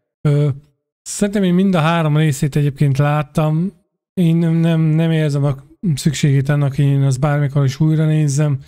Egyszer valamikor újra néztem, de hát nem tetszett kategória, tehát én annyira nem voltam odáig ezért a trilógiáért. A legújabbat meg nem is láttam igazából. Looper, ez pedig ez a Gyilkos a jövőből, tehát ez a Bruce Willis meg ugye Gordon Levitt Hewitt, vagy hogy hívják a csávót? Jaj, Joseph Gordon Levitt, azt hiszem. Basszus, nem jut eszembe a srácnak a neve.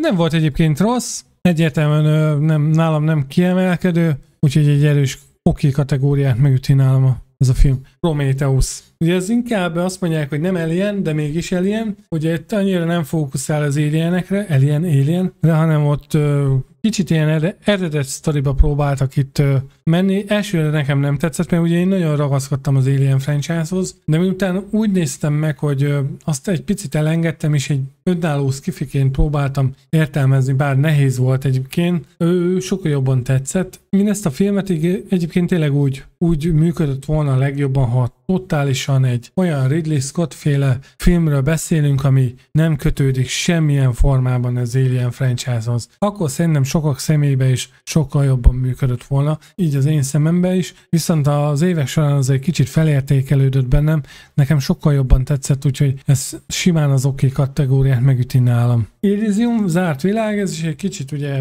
posztapokaliptikus világ, itt ugye azon megy a fight, hogy a úgymond paradicsomba bekerüljenek a normális zárt világba. Inkább akció, skifi, nem volt egyébként rossz, a látvány is teljesen rendben van, úgyhogy szintén egy oké kategória nálam. Annyira nem voltam azért elájulva tőle, Matt Damon egyébként jót alakít, ettől függetlenül. Ender's Game, amit hibásan úgy fordítottak, hogy végjáték, de ugye a főszereplőt hívják Endernek, tehát igazából az a hivatalos cím, hogy Ender játéka. Nagyon látványos, itt is inkább egy olyan filmet mutatnak be, hogy harcolnak egy idegen civilizáció ellen, megy a harc, mindent kiképzés, fiatal gyerekeket képeznek ki, akik egyre jobbak és jobbak és jobbak, a hangtónus is eléggé sötét. A vége csavar viszont nagyon ütős. Tehát ő konkrétan így néztem, hogy mi van? Hogy mi a fasz? Tehát én nagyon szeretem egyébként az ilyen filmeket, amiknek ilyen a vége. Nem az, amikor felcseszik az agyamat, hogy most mi a tököm történt, hanem tényleg ez a basszus, én mindenre gondoltam volna, csak erre nem. Úgyhogy emiatt nálam bekerül az ajánlott kategóriába, mert egyébként szerintem nagyon jó. Ezt az Európa Reportot ezt nem láttam, nem is tudom melyik streamingen tudnám megnézni, tudom van Encore Shop, de nagyon-nagyon régóta nem élek ilyen szerekkel. Gravitáció. Ebben Sandra Bullock karakter engem rohadtul irritált. Jó, persze tudom, amikor ott leveg, az nagyon liheg, meg stb. Tehát ezzel a részével együtt tudok érteni. A látvány egyébként nagyon jó. Nagyon sok kritikát kapott, hogy olyan díjakat kapott meg, ami egyébként nem érdemelte volna, meg például a legjobb hanghatás, ott ugye az űrben nincsen hang, de legjobb hanghatásért kapott egyébként díjat. Szerintem ezt moziban, 4DX-ben 10/10 lehet ez a film, de amúgy sztoriban amúgy szerintem vérgyenge, nem is volt, nekem annyira nem is tetszett, viszont a látvány meg azt nagyon szépen meg van csinálva ott az egész föld feletti ugye snittek, emiatt egyébként azt mondom, hogy egy teljesen okés kategória, de amúgy nem érzem a szükségét, hogy én ezt újra nézzem, úgyhogy ez inkább a okés film, de már áthajlik egy picit a nem tetszembe, tehát valahol ide.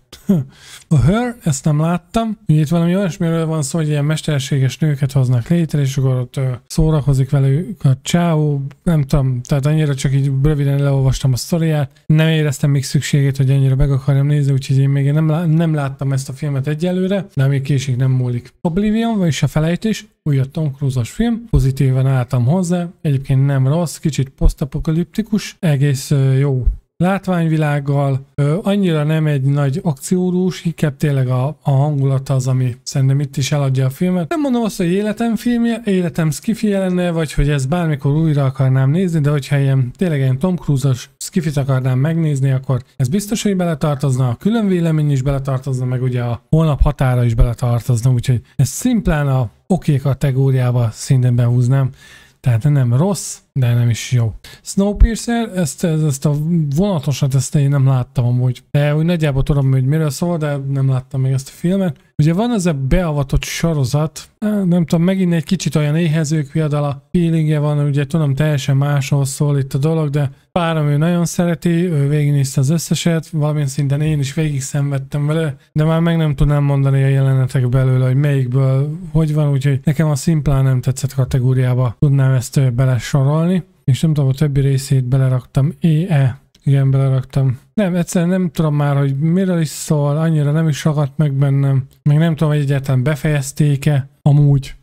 Nem tudom egyébként. Interstellar csillagok között. Ez is egy olyan film, aminek nagyon sok eleme nagyon jól működik, szerintem számomra, meg nagyon tetszett is. Viszont vannak, főleg a vége fele, vagy az összes filmnél mindig kifogom azt, hogy a vége fele annyira nem tetszik pár dolog, ez a szeretetes, meg ott nézegeti magát a könyvpolcon keresztül. Ez a két dolog az, ami nekem nagyon nem működött ebbe a filmbe. Minden más, igen, a látvány meg az, hogy tényleg elmennek egy bolygóra, számukra eltelik 7 perc, valójában ott, aki ott ült a műholdon, annak meg 7 év telt el, szerintem ez amúgy nagyon jól meg van csinálva, a látvány az tényleg 10/10 igazi Nolan-féle mestermű, úgyhogy ez simán belefér nálam az ajánlott kategóriába amúgy. A Maze Runner, vagy Maze Runner, azaz az útvesztő, ugye ez is egy könyvadaptáció, ennek is több része van, ugye 3 része van. Nekem az első része tökre működött, tényleg ez a folyton változó labirintus,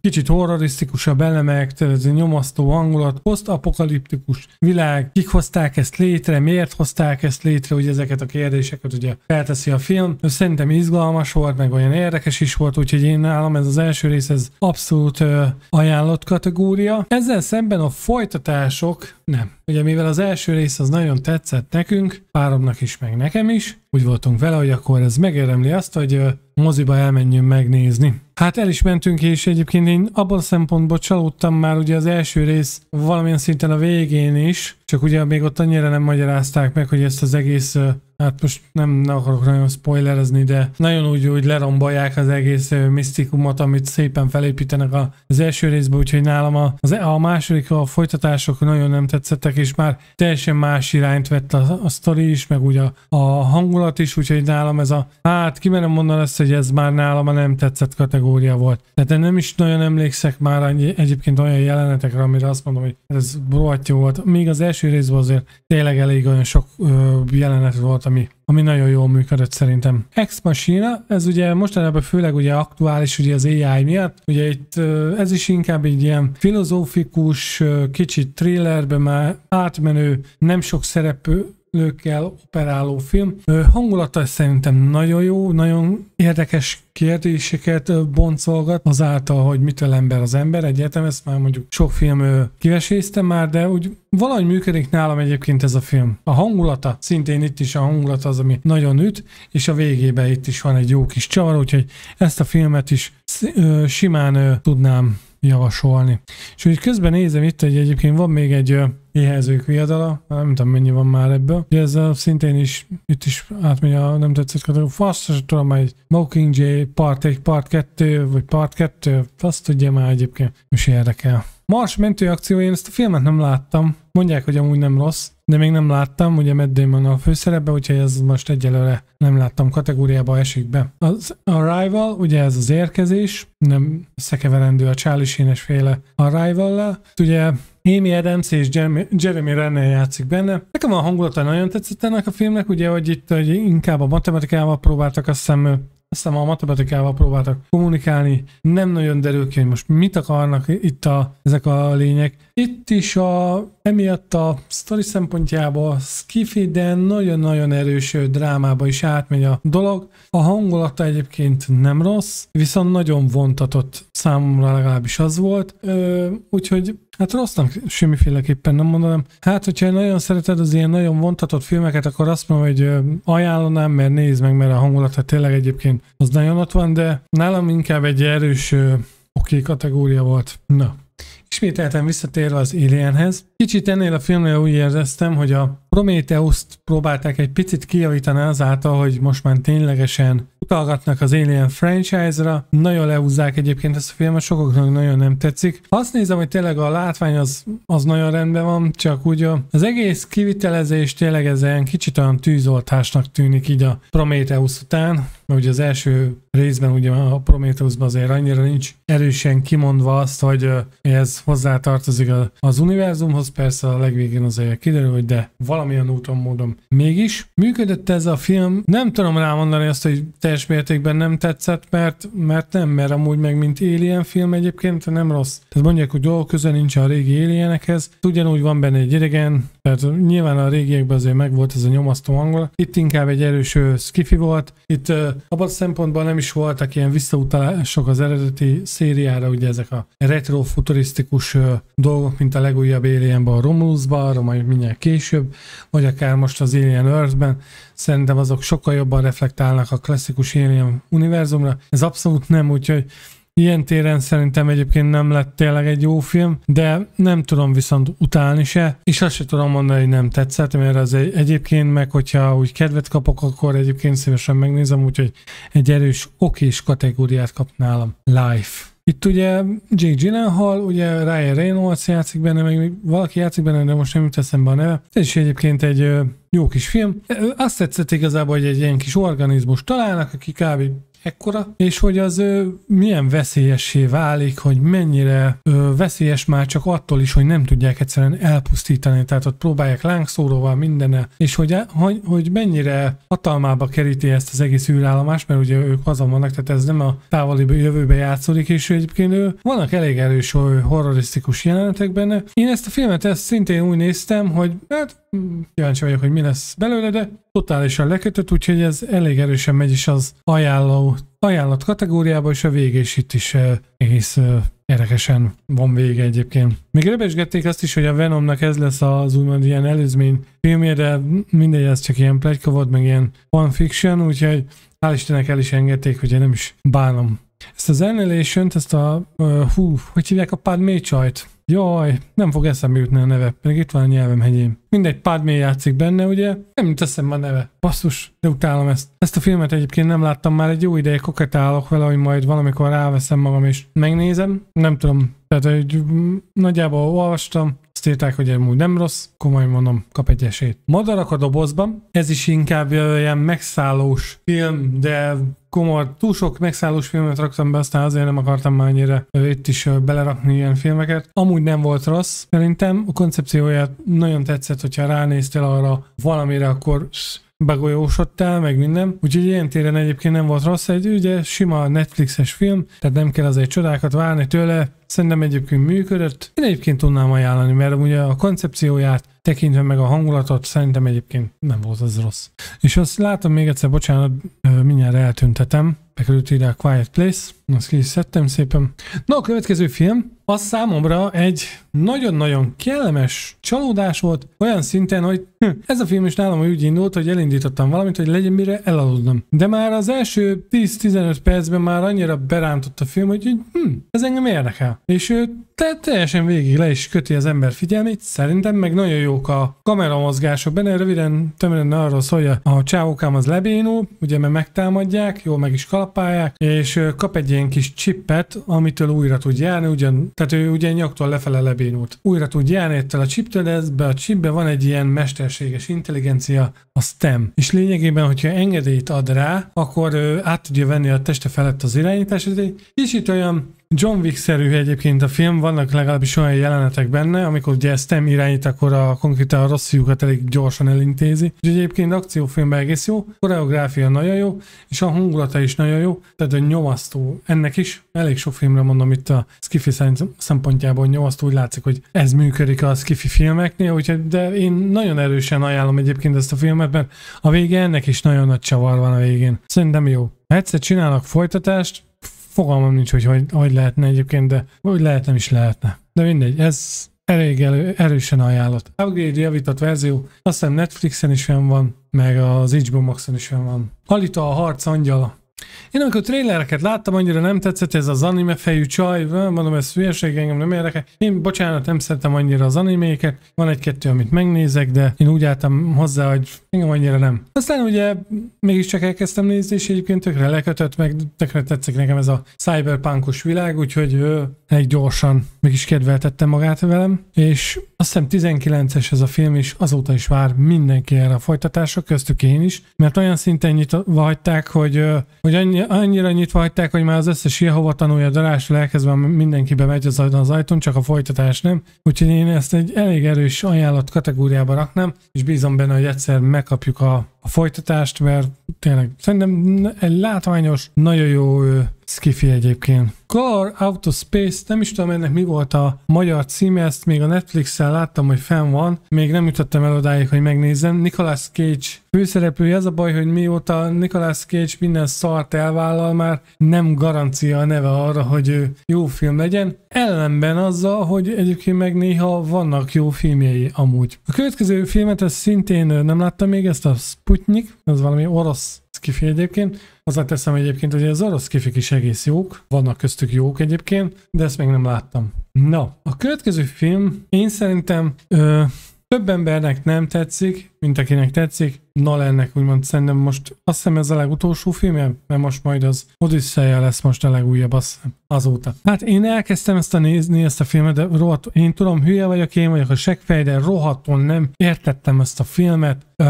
De ez nem vagyok egyedül, nagyon sokan szitták egyébként, olyan nagyon kotyvasz az egész, van, aki isteníti, hogy jó, hát ennél jobb filmet kitalálni se lehetne. Hát én nagyon genyó leszek, de nekem az a nagyon rossz kategória volt. Tudjátok, mint inkább csak áthúzom a nem tetszettbe, és nem azért, mert félek attól, hogy hogy állnak hozzám az emberek, nem azért, inkább csak ténylegesen azért, mert nem láttam végig a filmet, és amit láttam, az nagyon nem tetszett, és nem is akarom megnézni. A következő film, azt még Apple TV-n láttam, amikor ugye kaptam hozzáférést Apple TV-hez, és így szembe jött velem ez a film, és még ezt hugom ajánlotta nekem, hogy ők megnézik, és hogy ez neki nagyon tetszett. Ugye ez is egy ilyen kicsit olyan posztapokaliptikus világról szól, itt ugye már a napfény az már annyira erős, hogy konkrétan védőruha nélkül nem is tudsz kimenni, majdnem ugye az összes növényzet, meg minden így már ki van halva. Ugye Tom Hanksnek a karakter épít magának egy ilyen robotot, aki úgymond ilyen segítő robotként funkcionál, ugye van mellette egy kiskutya. Ez a film is inkább ugye a környezet miatt skifi, egyértelműen a robot miatt. Nekem nagyon ilyen kedves film, mert amúgy kicsit dráma is, egyértelműen ugye a hangulat miatt, de amennyire néha nyomasztó ez a film, nagyon sokszor használom ezt a szót, bocsánat, ugyanakkor vannak benne ilyen megmosolyogtató, főleg ugye a robot az nagyon jó pofa benne egyébként. Nem is az, hogy poénkodik, hanem olyan kis gyermeki kíváncsisággal van. Nem tudom, hogy azóta ehhez a filmhez készült-e szinkron, én még ezt feliratosan néztem, de az biztos, hogy itt ezt szigorúan tényleg feliratosan kell megnézni, mert a robotnak a szövege, a kifejezése jó, hogy mondja a szavakat annyira, tényleg ugye az ember így elmosolyodik, hogy tényleg egy nagyon jó film, én ezt bátran ajánlom bárkinek. Nem egy akciódús, tehát nem egy látványorgia, de ez egy olyan kellemes film volt számomra, még ha a vége egy picit úgymond kicsit úgymond szívszorítóbb is, de ez nagyon-nagyon jó film volt. Nekem ez nagyon tetszett. Quiet Place. Hányszor raktam én be ezt a posztert, öcsém? Hát mindjárt eltüntetem. A következő filmre ugye azt gondolják, hogy ez egy nagyon jó multiverzumos sztori, hogy ez mennyire jó, meg mennyire pörgős. Szintén Netflixes film, én ezt elkezdtem nézni, szintén abba hagytam, egyszerűen nem kötött le, nem jött át úgy ez az egészen, nekem a katyvaszos volt, pedig egyébként nagyon vágytam már egy jó kis multiverzumos sztorira, hát ezt nem mondom azt, hogy nem kaptam meg, mivel nem néztem végig, úgyhogy ezt inkább behúznám szintén a nem tetszett kategóriába, úgy, mint a Tenetet, ne legyünk azért, hogy játszunk fair use-ba, és nem is érzem azt, hogy én ezt annyira meg akarnám nézni. A következő filmet szintén, ahogy mostanában elég sok mindent lehúznak, ezt mi moziban láttuk. Érdekes koncepció volt, hogy a hold rá fog zuhanni a földre, ugye szintén Ronald Emmerich féle film, mint a Függetlenség napja. Ez sima a katasztrófa filmnek indul, de skifi azért lesz, mert valójában kiderül, hogy a holdnak úgymond tudata van. Aki látta, tudja, hogy miről beszélek, van ebbe is csavar a sztoriba. Nekem egyébként tetszett az, hogy ezt az egészet utána egyébként felépítették. Az, hogy ugye már elég közel volt a földhöz, a gravitáció oly bolondul meg, stb. Tehát most a fizikába én nem akarok annyira belekötni, de nekem egyébként működött a film, és annak ellenére, hogy azért leúzták sokan, én szerintem amúgy egy jó kis kikapcsolódós film. Hasonlóképpen tudnám elképzelni, mint az Armageddont egyébként. Ronald Emmerich, várjál csak, de ő rendezte. Semmi. Magammal beszélek, meg kellett magammal beszélni. Ugye említettem korábban, hogy M. Night Shyamalan meg a filmjét ennyire nem kedvelem, viszont erre a filmre nagyon kíváncsi voltam, trailerek alapján, mondhatni, tényleg felkeltette az érdeklődésemet, hogy vajon mi lehet az, ami a felhőből kijön, meg ott elrabolja az embereket. Ezt mondhatnák egy kicsit ufós sztorinak, de egyébként nem nagyon magyarázzák egyébként meg benne, hogy egyébként mi ez a filmbe. Van egyfajta ennek is a jelekszerű hangulata, nem olyan mértékben. Nekem működik, szerintem az éjszakai felvételek, ezek egyébként szerintem ebben a filmben nagyon jól néznek ki, úgyhogy nem is emnál Shyamalan, hülye vagyok, de bolond vagyok, bocsánat, Jordan Pelé, igen, Jordan Pelé rendezte, nem miért gondoltam, hogy emnál Shyamalan, mindegy. Szóval egyébként nálam ez a film amúgy működött, nem mondom azt, hogy kiemelkedő, nekem tetszett, szóval egy sima okés filmnek mondanám. Emnál Shyamalan, honnan jött ez? Na kicsit visszatérve a Predator franchise-hoz, ugye ez streamingre került vele a Prey, tehát a Preda. Ez a film is kapta a savat rendesen, hogy egy kis csaj elintéz egy 2 méteres predátort, meg hogy lever, meg hogy megverekszik vele. Én nem tudom egyesek melyik filmet nézték, de biztos, hogy nem ezt, mert semmi ilyesmi nem történik benne. Ugyanúgy észre győzi le a predátort, mint az első részben, ugye a Schwarzenegger, ő sem a fizikai erejével győzi le, nem konkrétan észre. Nekem amúgy működött, nekem amúgy egyébként itt a Predatornak a kinézete nem tetszett annyira, meg úgy a viselkedése se. Ugye a Predatoroknak van egyfajta becsületkódexük, ezt itt nem tudom, egy kicsit úgy elengedték, úgyhogy ugye ebben a szempontban ez nem tetszett, de amúgy működött a film, és sokaknak egyébként tetszett is, és sokan azt is mondták, hogy ezt egyébként moziba kellett volna látni.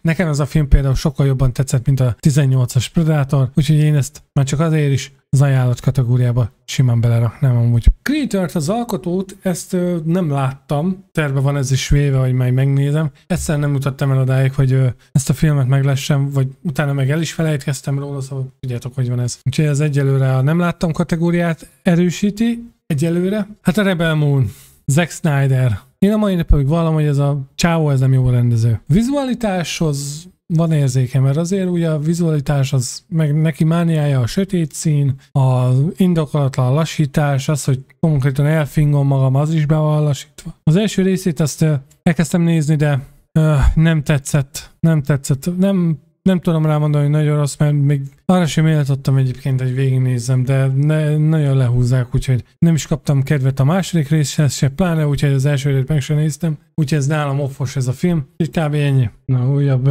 poszter került oda, ahova már nem kellett volna. Szóval nekem a Rebel Moon-ok abszolút nem jöttek be, és szerintem nem is nagyon akarom ezeket egyébként megnézni. A következő film Adam Driver főszereplésével, ugye a Kylo Ren főszereplésével jött ez a 65. Én nagyon kíváncsi voltam erre, mert nagyon érdekes sztori, mert ugye ez inkább a Krétakorba játszódik, ugye a 65 millió évvel ezelőtt, ugye a Dino korában igazából itt arra szól egy Adam Driver karakter egy másik bolygónak a születte, és itt a Földön hajótörés szenved, és pont abban a korban, amikor ugye a dinók léteztek, és a végén is tök jól mutogatják a dolgokat, hogy hogyan telik el az idő, stb. De egyébként nekem nagyon tetszett. Egy jó kis hangulatos skifi, kicsit ilyen menekülős. Nekem átjöttem úgy nagyon. Na, ismételten visszatérve az Alien franchise-hoz, az Alien Romulushoz, ugye ezt kis hazánkban forgatták, sajnos nem sikerült erre a forgatásra bejutni, na mindegy. Annak ellenére, hogy ezt is nagyon sokan lehúzzák, nekem sokkal jobban tetszik egyébként, mint a Prometheus vagy a Covenant. Szerintem azért ebben már sokkal jobban visszaadták a régi klasszikust, utalgatnak is rá, úgyhogy nekem nagyon működött. A második megnézésre is azt mondom, hogy egyébként nem volt ez rossz. Tehát nyilván egyértelműen mindenki ilyenkor azt mondja, hogy hát közelébe sincs az eredetihez. Egyik film se fog egyébként felérni, mert nem. De nagyon jól bővítik egyébként az univerzumot szerintem, és nekem eddig a sorozat is nagyon tetszik. Ez egy másik kibeszélő. Szóval én ezt egyébként simán felhozom az ajánlatba. Nem is nagyon érdekel, hogy ki mondja azt, hogy hát az nem adó. Ilyen elcseszett ízlésem van akkor ezek szerint. Ez a határszint felett, én ezt az HBO Maxon kezdtem el nézni, de nem tudom, az új Amerika kapitány, az Anthony Mackie, vagy Anthony Mackenzie? Igen, Anthony Mackenzie. Nekem annyira nem is azt mondom, hogy nem szimpatikus a színész, mert amúgy nincs vele bajom, mert a Bosszúállók moziban, mint sólyom, ott tökre működött, de valahogy ő így önállóan annyira nem. Lehet, hogy ez is rontotta az összképen, de maga ugye a sztori sem nagyon érdekelt, úgyhogy igazából ezt annyira nem is erőltettem, hogy megnézzem. Inkább csak nem láttam kategóriába behúzom. Mert jó, persze volt olyan, amit behúztam úgy annak ellenére, hogy csak elkezdtem nézni, de kb. Csak azt mondom, hogy nem láttam, és azért ítélem meg. Következő film a Társ, ugye ez azért is skifi, mert úgymond Egész úgy indul a film, hogy a srác a barátnőjével mennek ilyen társaságba, úgymond egy kicsit kirúgni a hámból a hétvégére, és ugye történik egy baleset, egy úgymond gyilkosság, és onnantól átfordul az egész, hogy valójában ez a csaj egy android, aki ilyen parancsokra van beprogramozva. A The Boys-ból ugye a Huey, ugye Jack Weed szerepel benne. Nem volt rossz, én úgy indítottam el egyébként ezt a filmet is, mint mostanában elég sokat, hogy valami legyen, aztán hogyha leköt, akkor végignézem, ha nem, akkor maximum kinyomom. És hál' Istennek ez egy olyan film volt, ami egyébként, amire a végén azt tudtam mondani, hogy ez amúgy nem volt rossz, úgyhogy megy szépen az ajánlat kategóriába, mert szerintem oda simán beleillik. Na már nem sok film maradt már hátra, ugye az Electric State, tehát szóval ez az elektronikus állam egy olyan alternatív időbe kalauzol el, ahol ugye 1994-et írnak, de itt már egy kicsit gyorsabban fejlődött a technika. A 90-es években volt is egy ilyen robotháború, és annak az úgymond utóhatását boncolgatja a film. Netflixes film, tehát nem egy ilyen mozisikerű sci-fi filmről beszélünk. Millie Bobby Brownról, akit mostanában olyan szinten elkezdtem utálni, mint a szart, de valamiért mégis úgy voltam vele, hogy megnézem, hát ha nem lesz annyira idegesítő, de annyira volt benne idegesítő. Chris Pratt se lett ebbe a filmbe se a szívem csücske, de amúgy nem volt egy rossz film, tehát a látványa, meg a robotok, tehát ugye nekem az egy ugye nagy piros pont, hogyha vannak filmben robotok is, jól is vannak megcsinálva egyébként. Nem volt rossz film, annyira nem volt kiemelkedő, de egy erős oké kategória nálam. Nem egy teljesen nézhető film, hogyha van rá időd, akkor nézd meg. A Megan 2.0-át az pont mikor is néztem meg? 2 napja. Ugye az első részét az inkább ilyen thriller, tehát az is mehetett volna végül sci-fibe, mert végül ugye ilyen robotbabáról van szó, de ez a rész, a másik rész, ez inkább volt már sci-fi, mint thriller, itt inkább már az akcióra helyezték a hangsúlyt. Hát nem tudom eldönteni egyébként, hogy most ez jó film volt-e, mert ebbe is vannak egyébként nagyon jó jelenetek, de hát 80%-ban egyébként semmilyen a film, úgyhogy hát én nem mondom azt, hogy nem tetszett, de az oké kategóriát is inkább ilyen alulról súrolja egyébként. A Mickey 17, én egyébként ezt a filmet nagyon vártam. Én Robert Pattinson mostanában egész elkezdtem megkedvelni. Szerintem egyébként egy jó színész. Én már régen elengedtem az alkonyatos filmét, bár hozzáteszem, hogy mikor egyszer valami mazoista módon egyszer újra néztem azokat a filmeket, szerintem nem az ő színészi játékával volt a legnagyobb baj. Úgyhogy nem volt rossz egyébként. Sok olyan ebben a Mark Ruffalo karaktere rohadt irritáló volt, és nem azért, mert nagyon jól játszott a szerepét, hanem maga a karakter is, meg úgy maga a színész is rohadt irritáló volt. Viszont Pattinson ő egyébként elég jól játszotta a különböző úgymond személyiségeket, úgyhogy szerintem ő ér az egész filmben valamit. Kicsit olyan összecsapott volt szerintem még vége. Nem volt ez annyira rossz film, mint ahogy előadják, hogy ez egyébként szarfilm volt, úgyhogy ez is az erős oké kategória volt. Na, az utolsó film, ez pedig nem más, mint a Predator, Killers of Killers, tehát gyilkosok gyilkosa. Ez most nyáron jött ki egyébként a Disney Plus-ra. Én egyből rá is raboltam, meg is néztem. Az első 2 részben konkrétan alig van párbeszéd, sőt, inkább a másodikban ugye a szamurájos, ugye kisebb történetekből áll az egész, és ugye azt mutatják be, hogy különböző korokban hogy küzdenek meg a predátorokkal. Itt egy gyors kritika, élménybeszámoló arról, hogy nekem a vikinges meg a szamurájos az nagyon tetszett, a végén pedig az arénás az szerintem az nagyon jó volt. Ami nem tetszett, hogy egy kicsit kiforgatja a Predator univerzumot, hogy itt most ők, akik legyőzték őket, később elrabolják. Nekem ez egy kicsit furcsa koncepció, de nagyon várom az új részt, ami ugye most jön majd novemberben, úgyhogy elméletileg már kapcsolódik hozzá. Kiderül, amúgy maga az egész kicsit ilyen animáltabb stílus, ez szerintem nagyon jól működött, kellőképpen vérgőzős volt, amúgy elég sok eleme nagyon jól működött, már az, hogy különböző korokba ellátogattak a predatorok, már nálam az egész jó pluszpont, úgyhogy én ezt bele is raknám az ajánlott kategóriába. És végig is mentünk mind a 252 filmen. Na hát köszönöm szépen, hogy megnéztétek ezt a második videót is. Hát jó hosszú volt, az biztos. Számtalan film szerintem ki is maradt. Remélem, hogy olyannyira túl sok nem. Én próbáltam egyébként a legtöbb ilyen nagyobb volumenű filmeket összeszedni. Az első videót egyébként itt meg is tudjátok nézni, és hogyha tetszett a videó, dobjatok egy lájkot, iratkozzatok fel a csatornára, és tegyétek hozzá, hogy melyik filmet hagytam ki esetleg ebből a videóból is, vagy hogy rátok melyik volt hatással, melyik tetszett a legjobban. Én pedig hamarosan jelentkezek újabb videókkal. Sziasztok!